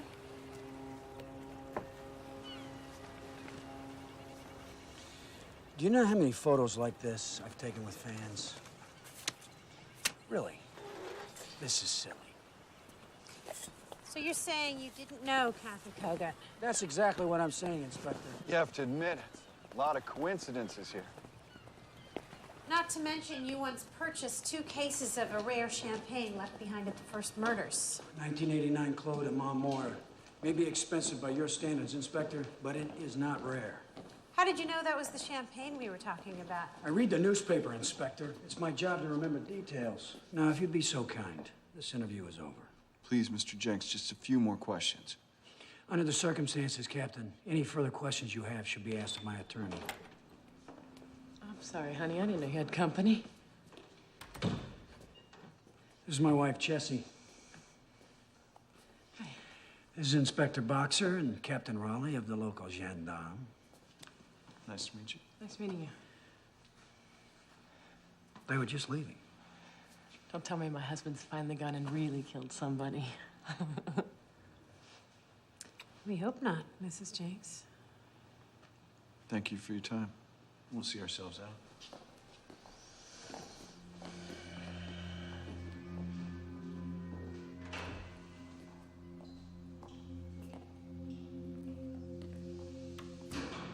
What did she mean by that? I hope not, Mrs. Jenks.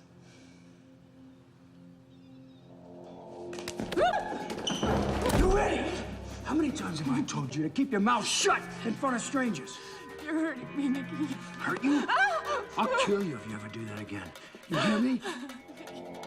Do you? I hear you. Say it! Yes. I'm sorry, Nikki. You're so beautiful when you cry. I love it when you cry.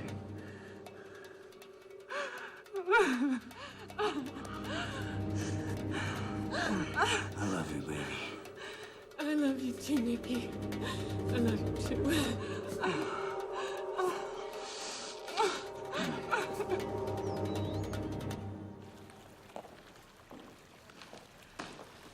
How'd it go?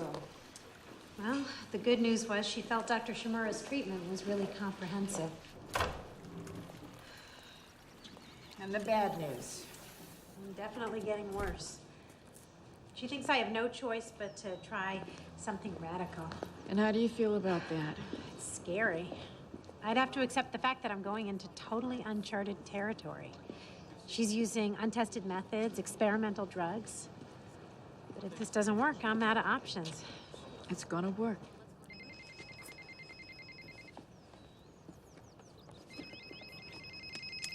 Hello?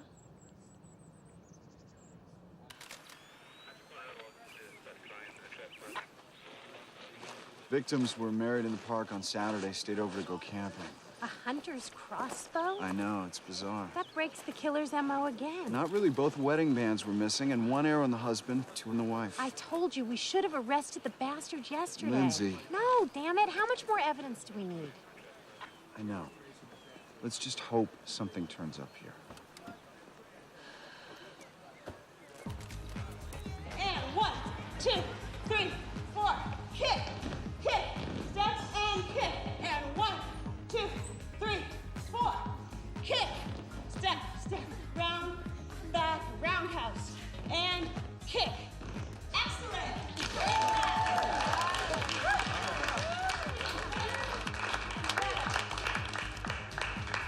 Great work, everybody. You know, that was a long time ago.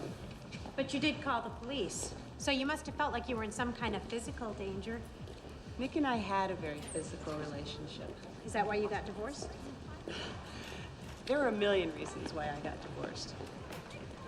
Do you know his new wife? No. Why? Is he beating her up too? Is that his game? Beating up women? You ever read his books? A couple. Well, all that rage that he puts into his killers, all that hate, you think he just makes it up? Do you think he's capable of murder? Hey, I'm not going there. Why not? Look, I know he's capable of debasing another human being, especially women. The minute I heard about the first honeymoon murders, I thought of Nick. Why is that? Because of Always a Bridesmaid. That's why you're here, isn't it? What's Always a Bridesmaid? It's the first book he wrote. It never got published. It was so sick. He used to read it to me. It's all about this serial killer goes around murdering brides and grooms. Just like the real murders. Mm-hmm. Exactly like the real murders.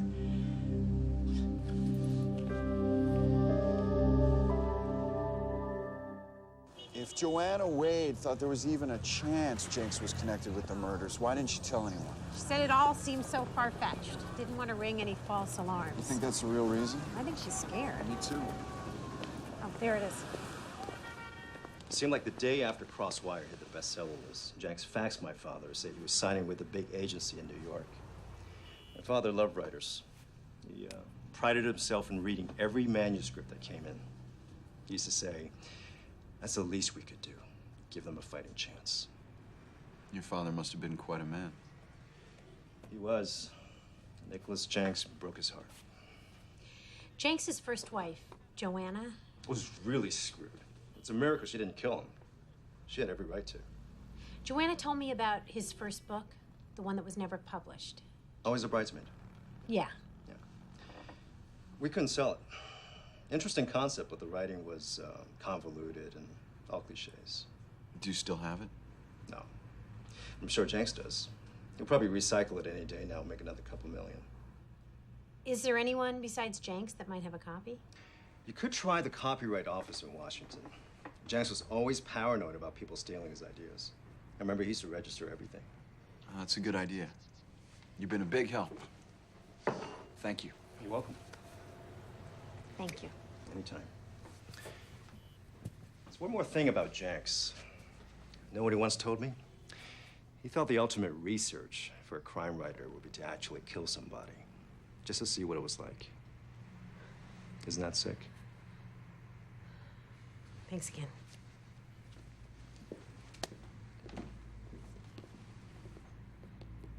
I think we should try to get a subpoena to impound Jenks's computer. Talk to the DA. Oh, you all right? Just give me a second. What's the matter? Must be all this new medicine I'm taking.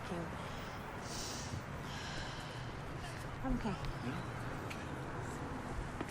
The problem is, by the time I get your subpoena, Jenks will be gone. Gone where?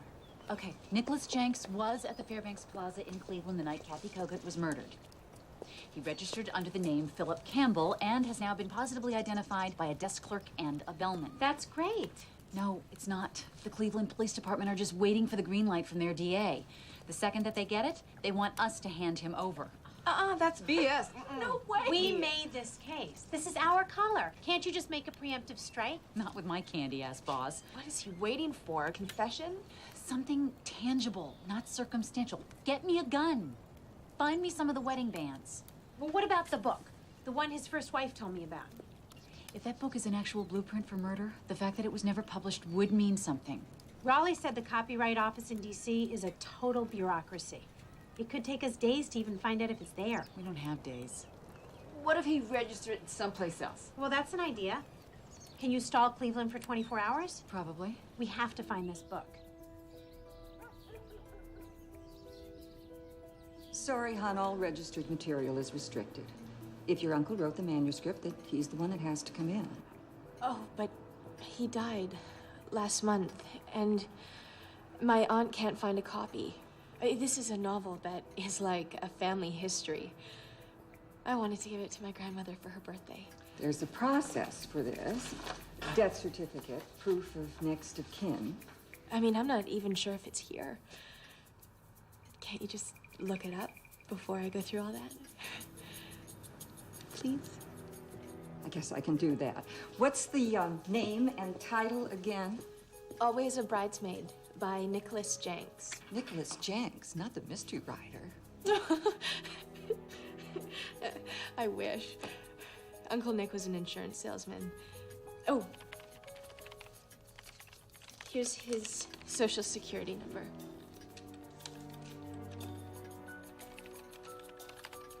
Looks like he registered 3 different manuscripts. Is Always a Bridesmaid there? Yes, that's one of them. Great. Thank you so much.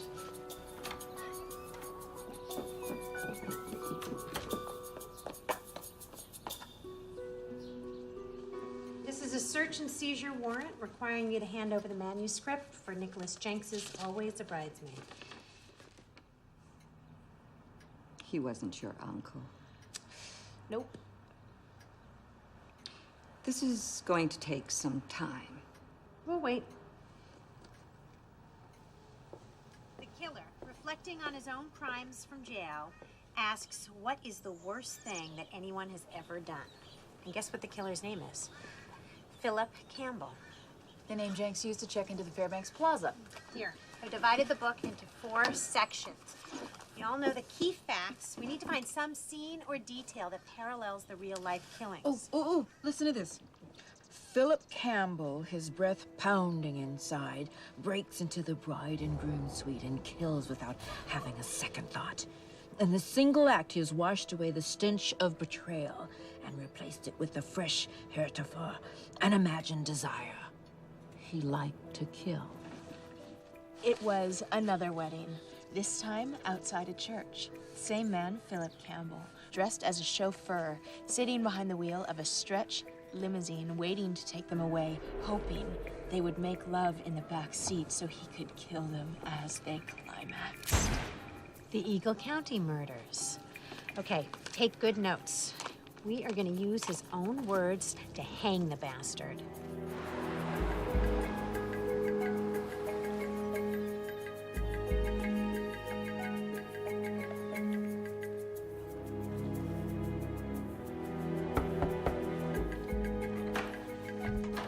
We're here to see Mr. Jenks. Please, you must wait here. Is he outside? He's by the pool, but he'll be very upset.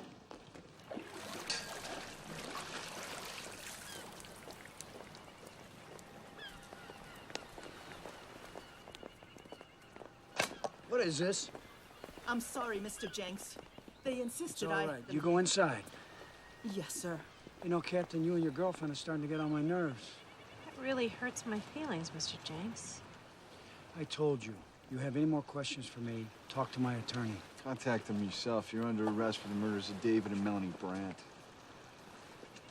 It's insane. They can't come in here like this, Nikki. Please, Mrs. Jenks. You have the right to remain silent. Anything you say can and may be used against you in a court of law. You have the right to an attorney. If you cannot I have an afford attorney, one will be Inspector. appointed And to when you he's by finished the with you, court. call Sherman left this second. Tell him what's going on. Ah! Stupid bitch! Who do you think you're dealing with? Hey, who put you up to this? Who? Nikki! Hey! Nikki! I know you don't want to end up like one of your characters in your books. You get him out of here. Come on. You blew it, Inspector. You blew it! Go on, get him out of here! All right? I'm all right. Yeah? What did he mean by you blew it? Don't listen to him. He's just playing his mind games. No, he's up to something. I can feel it. You sure you're okay? Yeah. Okay.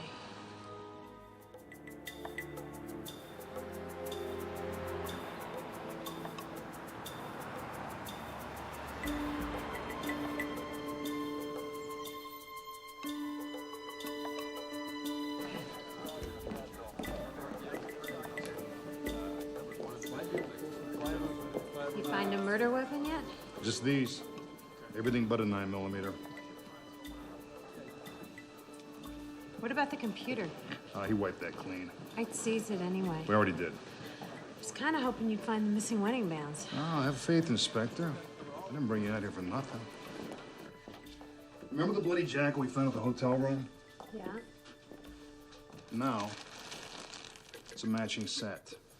We found the other half up in the attic. Same maker? Same style number. You keep this up, Jacoby, I'm gonna have to stop bad-mouthing you. That's one of my goals in life, Inspector. Where's his bathroom? Right through there.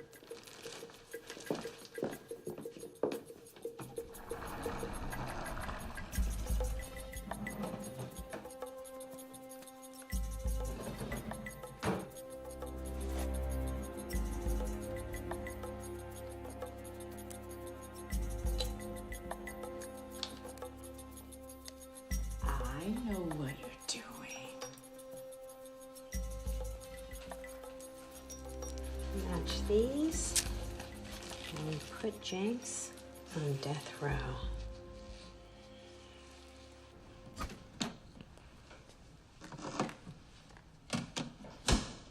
Okay, let's see what we have.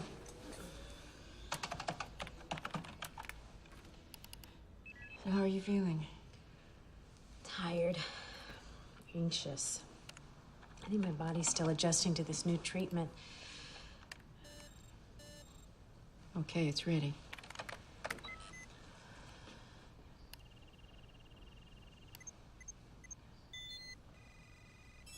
What do you think? As close to a perfect match as I've ever seen. And we got him. We got the bastard. Oh, yeah. Excellent. To the finest homicide detective in the Pacific Northwest. You look great tonight. It's amazing what the biggest collar of your career can do to lift your spirits. I'm so glad how things worked out. We're a good team. That's not what I meant. You know,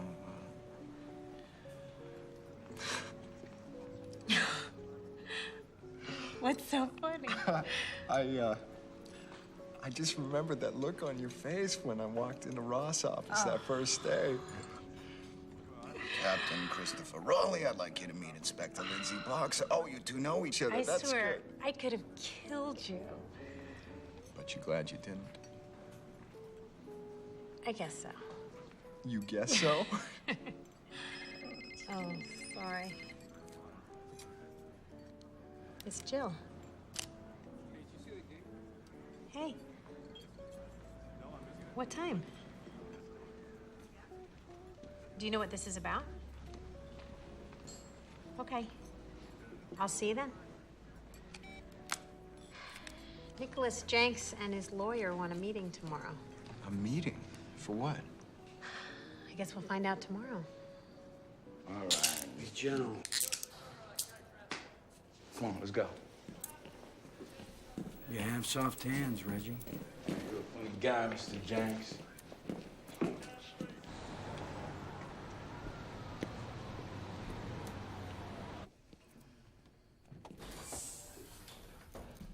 How is everybody doing today? To begin with, my client would like to apologize to Inspector Boxer for his emotional outburst the day of his arrest. It's called aggravated assault, Counselor. The point is, I'm sorry. I really am. Mr. Jenks, tomorrow afternoon you will be arraigned for the first-degree murder of David and Melanie Brandt. Eagle County and Cleveland will soon follow. We have an overwhelming amount of evidence tying you to all of these crimes. It is our hope that you will spare the families of the deceased the trauma of a trial. Are you offering me a deal, Miss Barnard? No. I'm simply stating the obvious. Unfortunately, you all have chosen to ignore the obvious. My client is innocent. Despite all the physical evidence and the DNA match against Mr. Jenks? And an unpublished manuscript documenting each and every grisly murder? Look, I admit there's some incriminating evidence. But it's all been just one bizarre coincidence after another?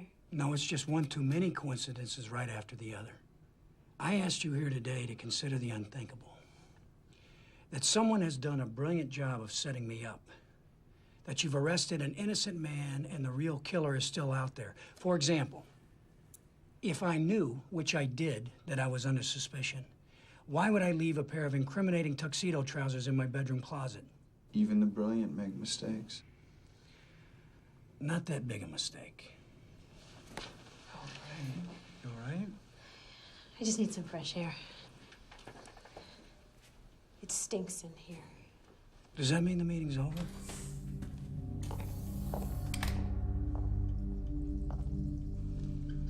Lindsay? Lindsay? I'm in here. You all right? No.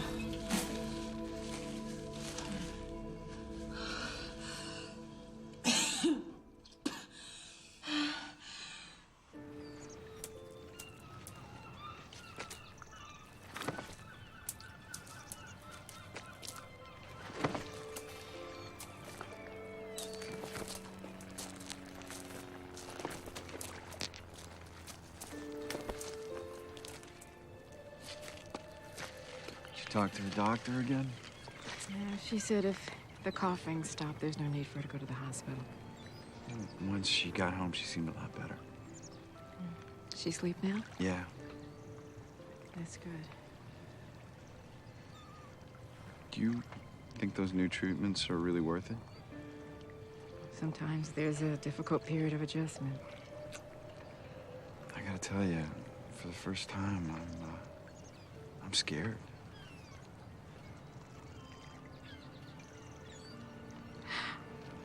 Too.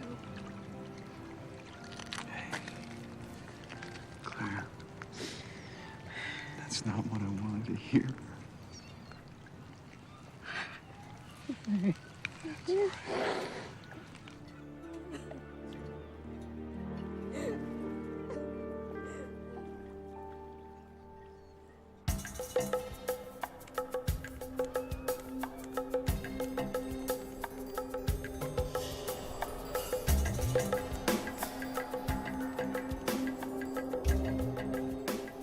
So how does it feel, Nicholas? How does it feel to be a victim? To feel the same degradation and shame you cast on others? To have the tables turned? To feel helpless, alone, and totally betrayed? Who's laughing now, Nikki? Who's laughing now? Guard! Guard! Do you remember what I told you the first time you came to my house? You said a lot of things that day. I told you, whatever you think you know, you're wrong. This doesn't prove anything. Because you think I wrote it to myself. Or you had someone else write it. You're a very clever man. But that's exactly my point, Inspector. If you acknowledge my intelligence, how could I also be so dumb? How could I have left such a perfect trail of evidence? It wasn't that simple a trail. Oh, no? The incriminating champagne, the hair from my beard. Don't you think that once you cracked the code, it all fell into place a little too neatly? Maybe that was your plan. To frame yourself. And then your lawyer argues that you're the victim of a vast conspiracy. He will. And I am. But ironically, Inspector, you and I need each other. And why is that? Because we both have the most to lose. For me, it's my freedom. For you, it's your career. Okay. You've convinced me. You've been set up big time. Now, who would you like me to go out and arrest? That's your job, Inspector. But now you know. You have not solved this case, and the real killer is still out there.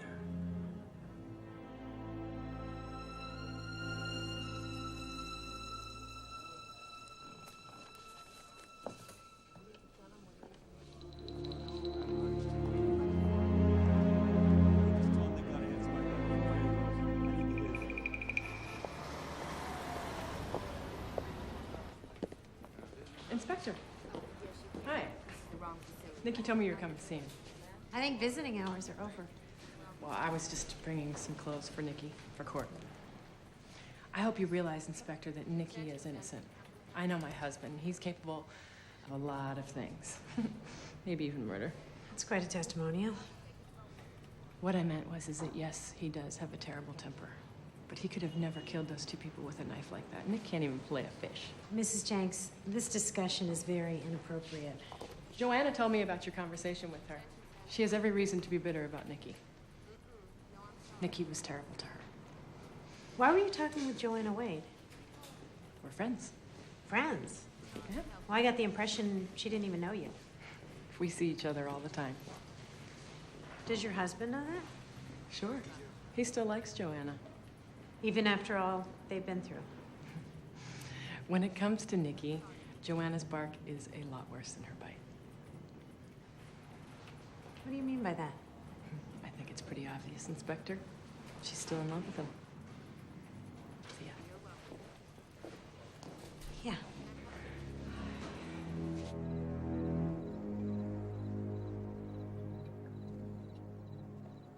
What are you doing? I'm reading this again. You are a masochist. In the book, the real killer brilliantly sets up someone else and gets away with murder. That's what Jenks claims is happening to him. Lindsay, what the hell do you expect him to say? But something doesn't add up. The day we arrested Jenks, he attacked me with his left hand. Yeah. And the night he autographed the book for me, he signed it with his left hand. So? So Claire said the killer was probably right-handed. Huh. I cannot believe that now you're defending Nicholas Jenks. I'm not defending him. Well, if he didn't do it, who did? The one-armed man? Very funny. Look, all I'm saying is, if there is new evidence, we have a duty to review it. What new evidence? Well, you're the one who said the killer was right-handed. I said probably, and that's a big difference. I like the idea he framed himself. So did I, but hear me out, okay? What was the piece of crucial evidence that told us Jenks was the killer? The DNA match. Well, that's one. The unpublished manuscript. Exactly, and who told me about that? Joanna, Jenks' first wife, who has this bizarre love-hate relationship with him. So you think it's her? Well, I ran a Social Security check on her, and back when Jenks was a struggling writer, she held down 2 jobs to support him. One was a cocktail waitress, and the other was a salesgirl. And guess where she worked? The bridal studio.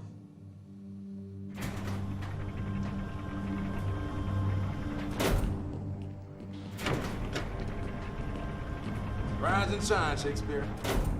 What? Get your ass in gear. What's going on? In case you forgot, my man, you're being arraigned today in Eagle County. We're taking you up early to avoid all the media. Get changed.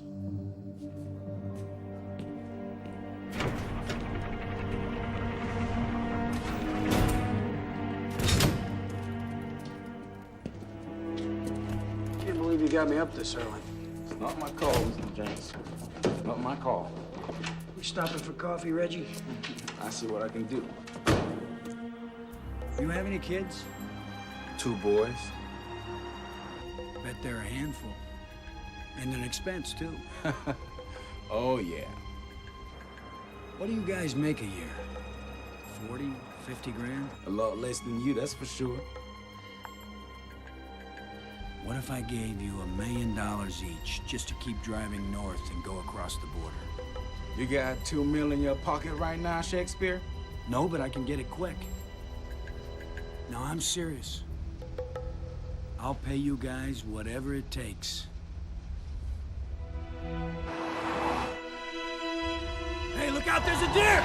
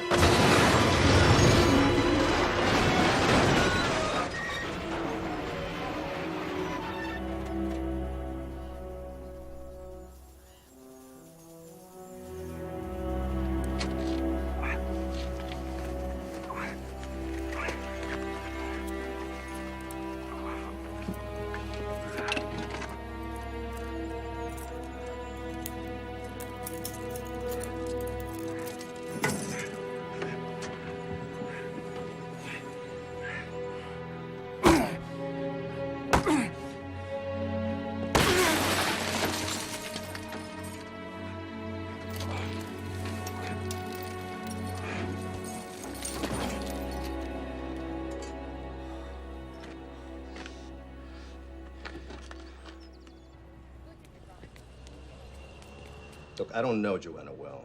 You can't blame her for Nicholas Jenks. Oh, I'm not blaming anybody.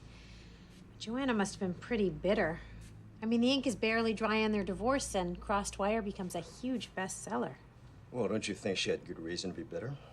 I mean, all the years, all the sacrifice, and she gets nothing in return? I'd be bitter, too. Excuse me, Inspector, but what I don't understand is why you came out here again. I mean, did you come to talk about Nicholas Jenks or Joanna Wade? Both. Why? What does Joanna have to do with any of this? Well, probably nothing. Just trying to put together some pieces in a puzzle. Well, the problem is, Inspector, when you're dealing with the likes of Nicholas Jenks, I'm not sure you can ever solve the puzzle. Why is that? Because you always underestimate how evil he really is. Well, thank you for your time. No problem. Call me anytime.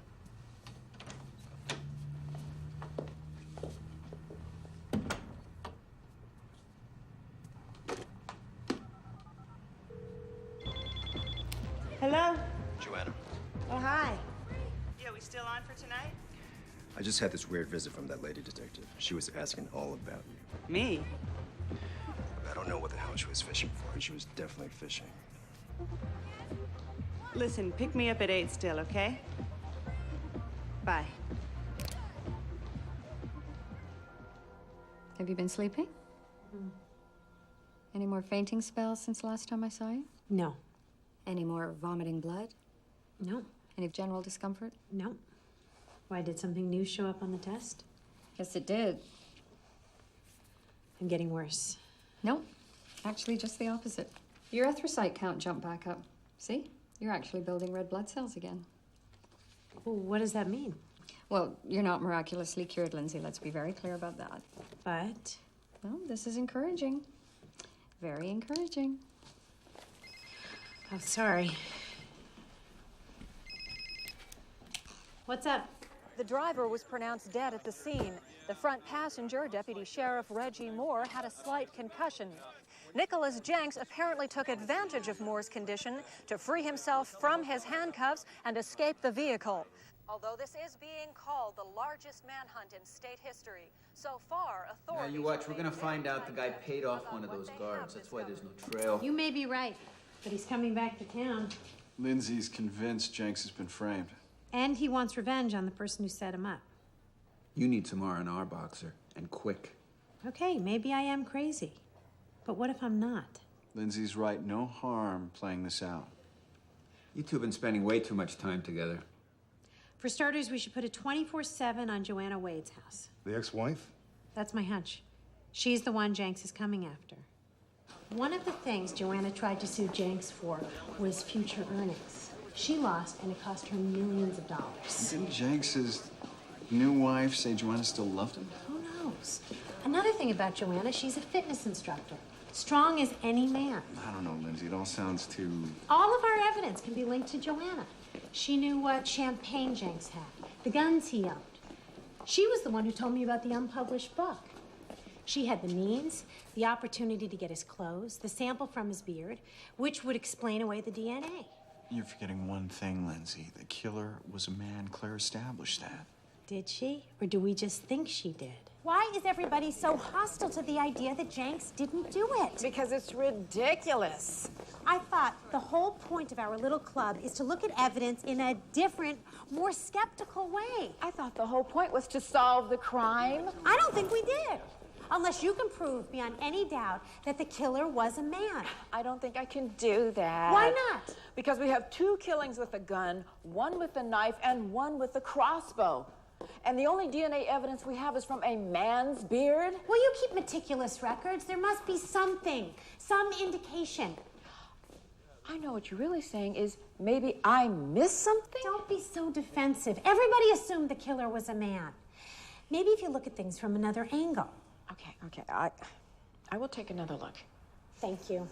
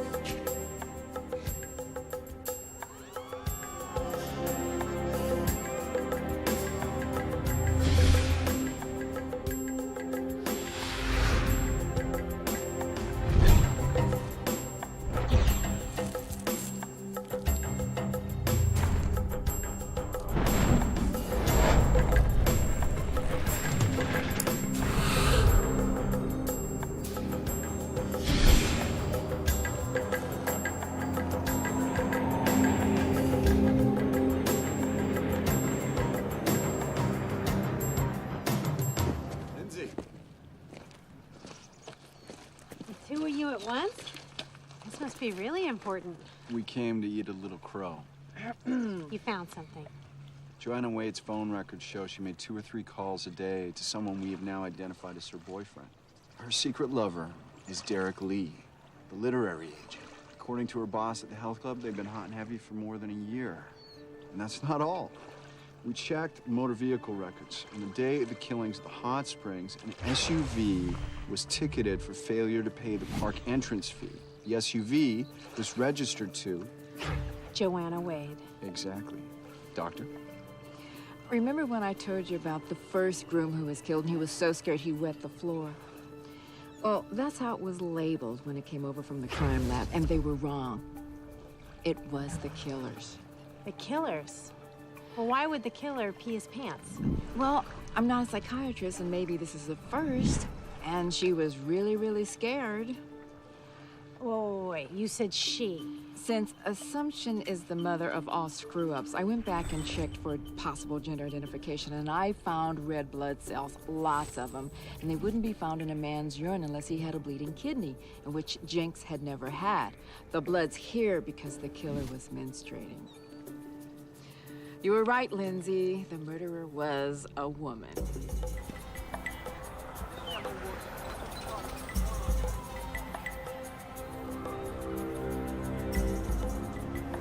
Hello, Inspector. This is America's Most Wanted. Where are you? Well, you don't expect me to tell you that, do you? Please, Mr. Jenks, we need to meet. Anywhere you want. I can protect you. Hey, guess what? I don't believe you. I didn't call to arrange a surrender. I just wanted you to know that no matter what happens, I did not kill those people. I am not a murderer. I know that. I know who the real killer is. So do I, Inspector. So do I.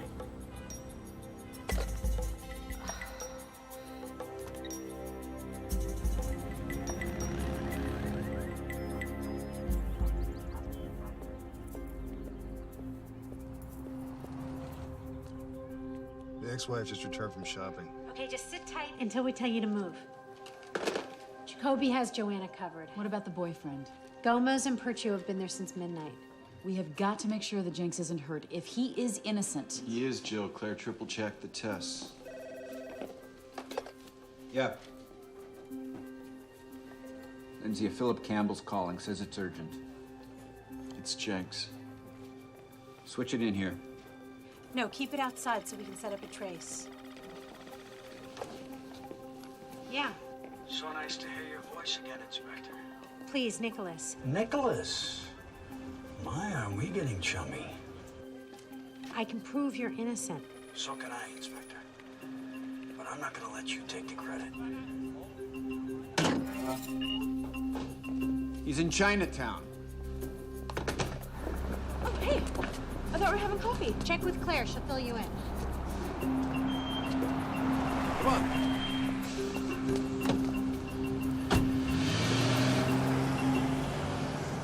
Damn. What's the matter? I have to call Jacoby. Where are you? We're right outside the book agent's office now. No, you should have stayed put. We've got all available units. If you want, we'll go right back. Forget it. We're closer. What happened?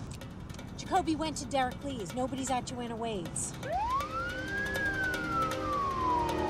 We just pulled up to Joanna Wade's house. Make sure Jacoby stays in Chinatown. Look, it's Jenks. No, it's Joanna dressed like Jenks. Okay, I'll follow the car. You check upstairs. Why? What if it's not Joanna? Let's just stay together. We're wasting time. I'll call for support. Go on, Lindsay. Go on.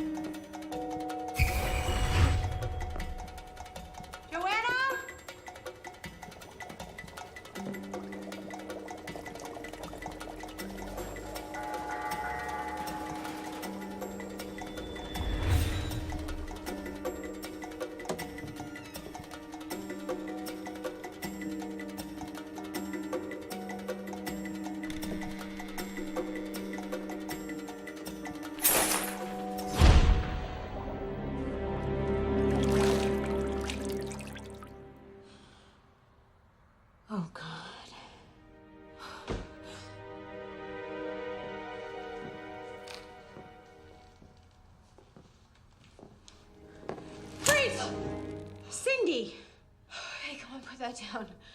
Put it down. I should shoot you just for the hell of it. What happened? Somebody just killed Joanna Wade. Jenks? I don't think so. Inside, let's go. All I know is the person you're following just killed Joanna Wade. He's pulling into a parking lot behind the Heritage Museum. I gotta go. Chris! Chris! I swear, if you follow me, I will shoot you.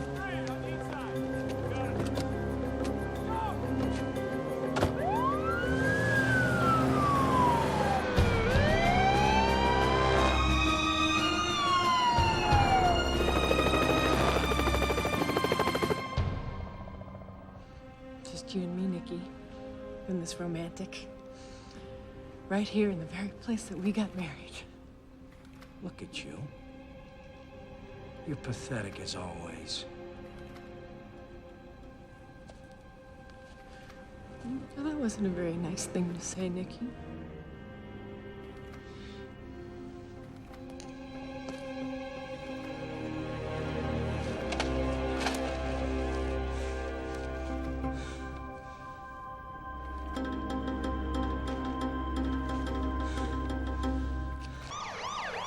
After Joanna Wade was found murdered in her Capitol Hill apartment, police rushed to the Native American Heritage Museum, where Wade's ex-husband, escaped fugitive Nicholas Jenks, was seen entering a closed area currently under renovation. Police sources say that Wade had recently become a prime suspect in the so-called bride and groom killings.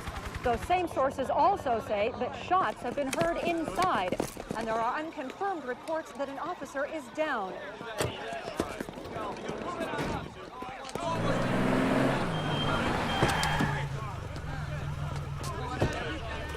All we know is Captain Raleigh is inside, there's been gunfire, and it's a possible hostage situation. I'm going in. I'm sorry, Inspector. SWAT command said no one's allowed in until our boys secure the area. Don't stop me, Sergeant. My partner's in there.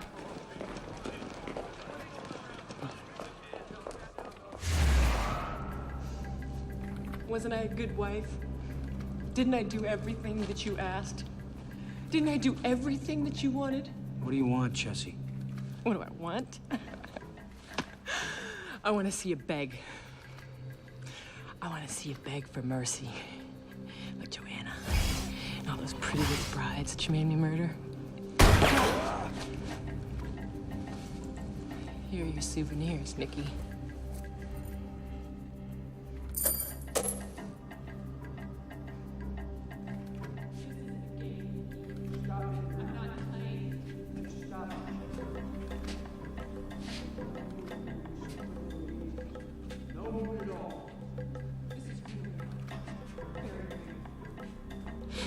Before I kill you, I want you to remember all the people that you scratched.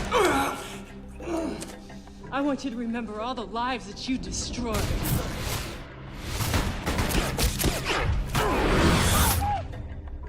That's enough, Chessie! I'll say when it's enough. We're playing by my rules now. Drop the gun, Chessie. Drop it. You. It's over. Please. No more killing, Chessie. It's not over.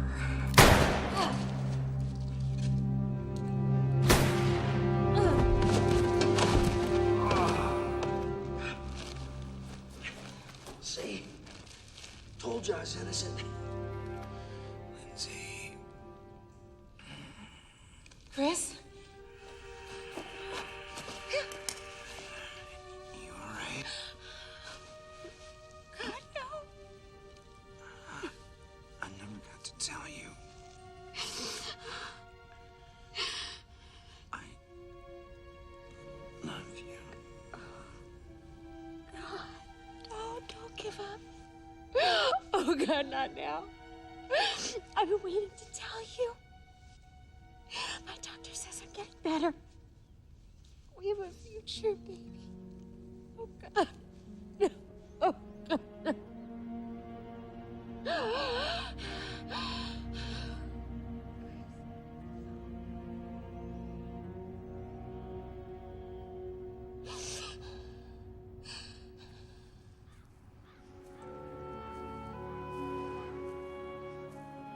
All I've been doing is going over and over the evidence, trying to figure out why I didn't catch on sooner. Why I didn't flag the fact that Chessie was a makeup artist. Turns out she started out working in low-budget horror movies. She knew all about prosthetics and latex masks.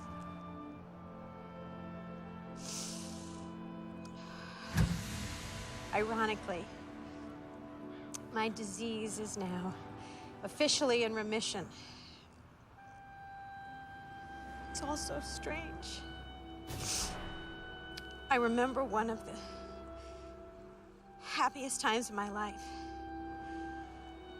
was the night I told you about my illness. Now here I am, telling you I'm gonna live. And I've never been so sad.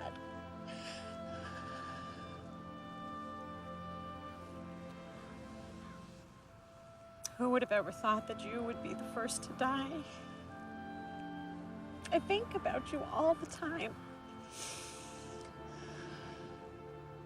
I keep replaying over and over again what we did that day. Why I let you go off by yourself. We should have stayed together, Chris. If we had, you'd still be with me now.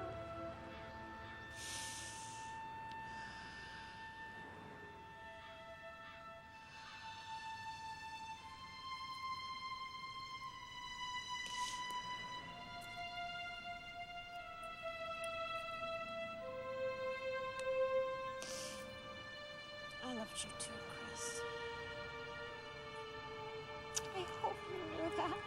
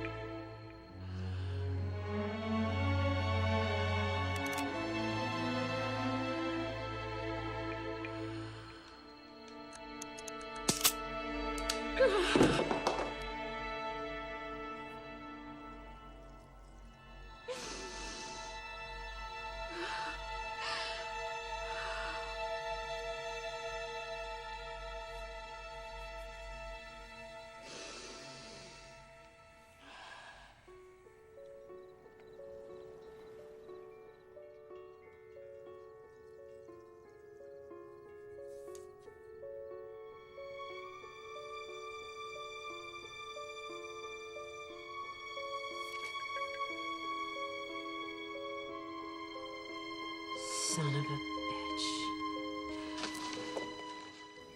It's not a clos de mort, but... As they say, it's the gesture that counts. If you'd given me more notice, I would have had my housekeeper stay and prepare us a nice dinner. No, I'm not hungry, Mr. Jenks. If you're not hungry, then why the surprise visit? I just wanted to congratulate you. Face to face. For what? For getting away with murder. Let's not be a sore loser, Inspector. Would you like me to open this? No. Like you said, it was just a gesture. I've been rereading all of your books, and I particularly like this one. Why's that?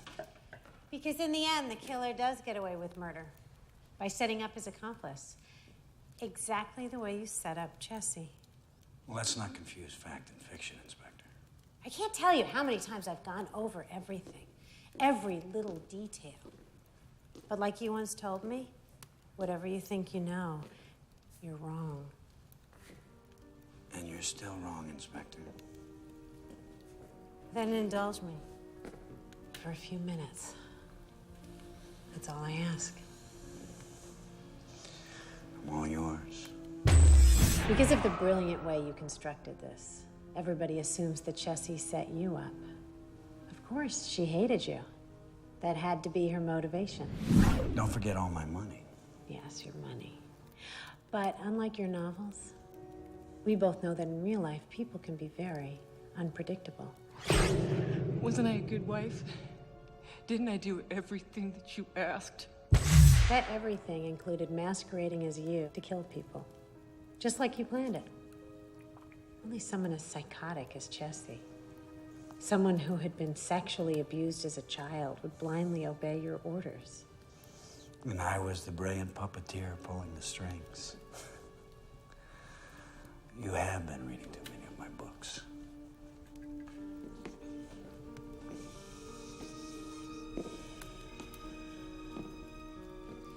Jessie killing strangers, and always making sure that you could prove you were someplace else. That was one thing. But her going all the way to Cleveland to kill Kathy Koga, that was different.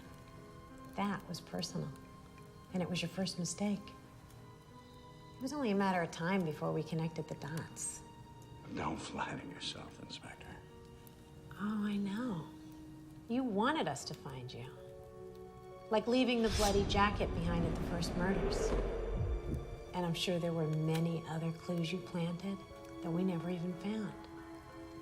But that was all part of your master plan, wasn't it? But your one fatal flaw that you couldn't foresee was your ego. Your biggest mistake was pushing this game to the edge, assuming that nobody would notice, that all your nasty little tricks were sprinkled throughout your books. In this one, the killer's a famous actor who jumpstarts his career by framing himself for the one murder he didn't commit. The great thing about America, he laughed to himself, is that a juicy scandal can become a valuable commodity if you know how to market it correctly. You just sold the rights to your next novel for 3 times your previous advance. Your publisher now thinks you're going to be bigger than Stephen King. That was your end game, wasn't it, Nikki? I'm afraid only Jessie knows the truth. And if my memory serves me well, I believe your dearly departed Captain Raleigh shot her dead. My biggest regret is that he didn't kill you first.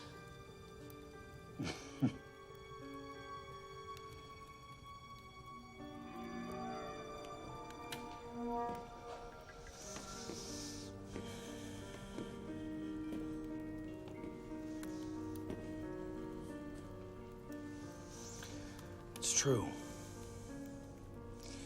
Jessie would do anything I wanted. That's why I picked her. You see, Lindsay, we were playing a very dangerous, exciting game. It was like a plot in a novel. And then Jessie began a rewrite. Starting with the murders out in the woods. According to this scenario, that couple should have been killed after your arrest. Then new evidence would have been leaked to the media, and our whole case against you would have blown up in our face. Funny thing, when Jessie double-crossed me, I actually loved her for it. She showed some guts for the first time in her pitiful life. You're even sicker than I thought. Please, Lindsay. Let's not resort to name-calling. I'm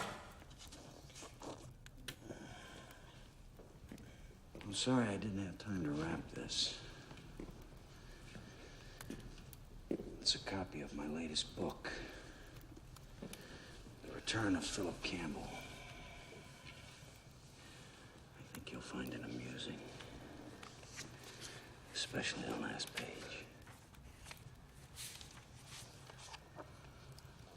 Would you read it for me?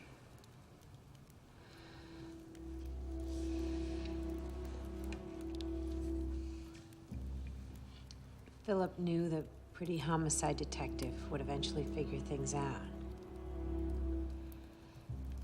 And she would have a need to confront him. But he was ready. Oh, was he ready? He laughed to himself as he threw her lifeless body into the ocean, confident the currents would quickly take it out to sea. And without a body, he smiled. How could anybody ever prove there had ever been a murder? You see, Lindsay? Sometimes life does imitate art. You call this art? Now, that wasn't very nice. That wasn't very nice at all. When I was in prison, Lindsay, I often thought about you. I wondered what it'd be like to make love to you. Now I'm gonna find out. But first, I'm gonna kill you. Because that, Lindsay, is always Philip Campbell's coup de grace.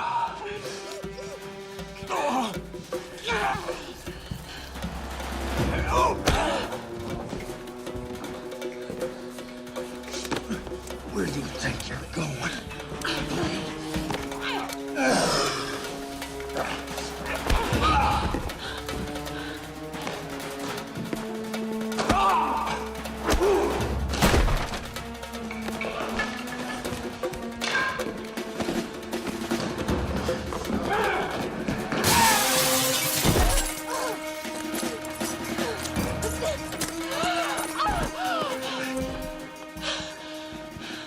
He laughed to himself as he threw her lifeless body into the ocean, confident the currents would quickly take her out to sea.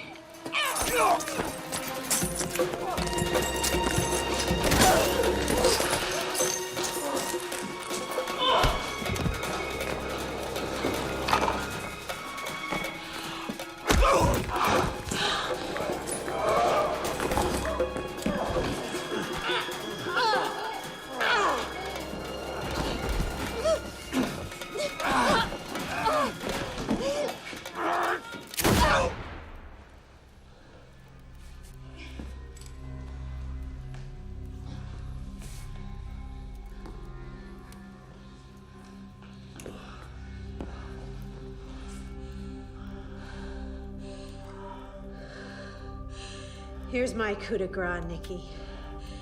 May you burn in hell.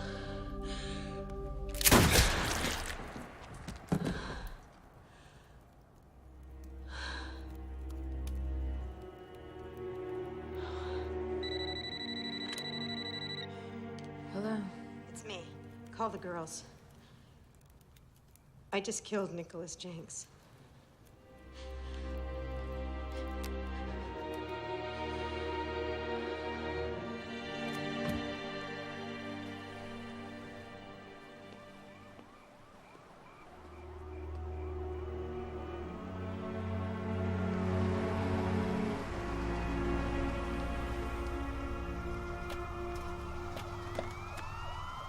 Lindsay, are you okay? It must have been terrible.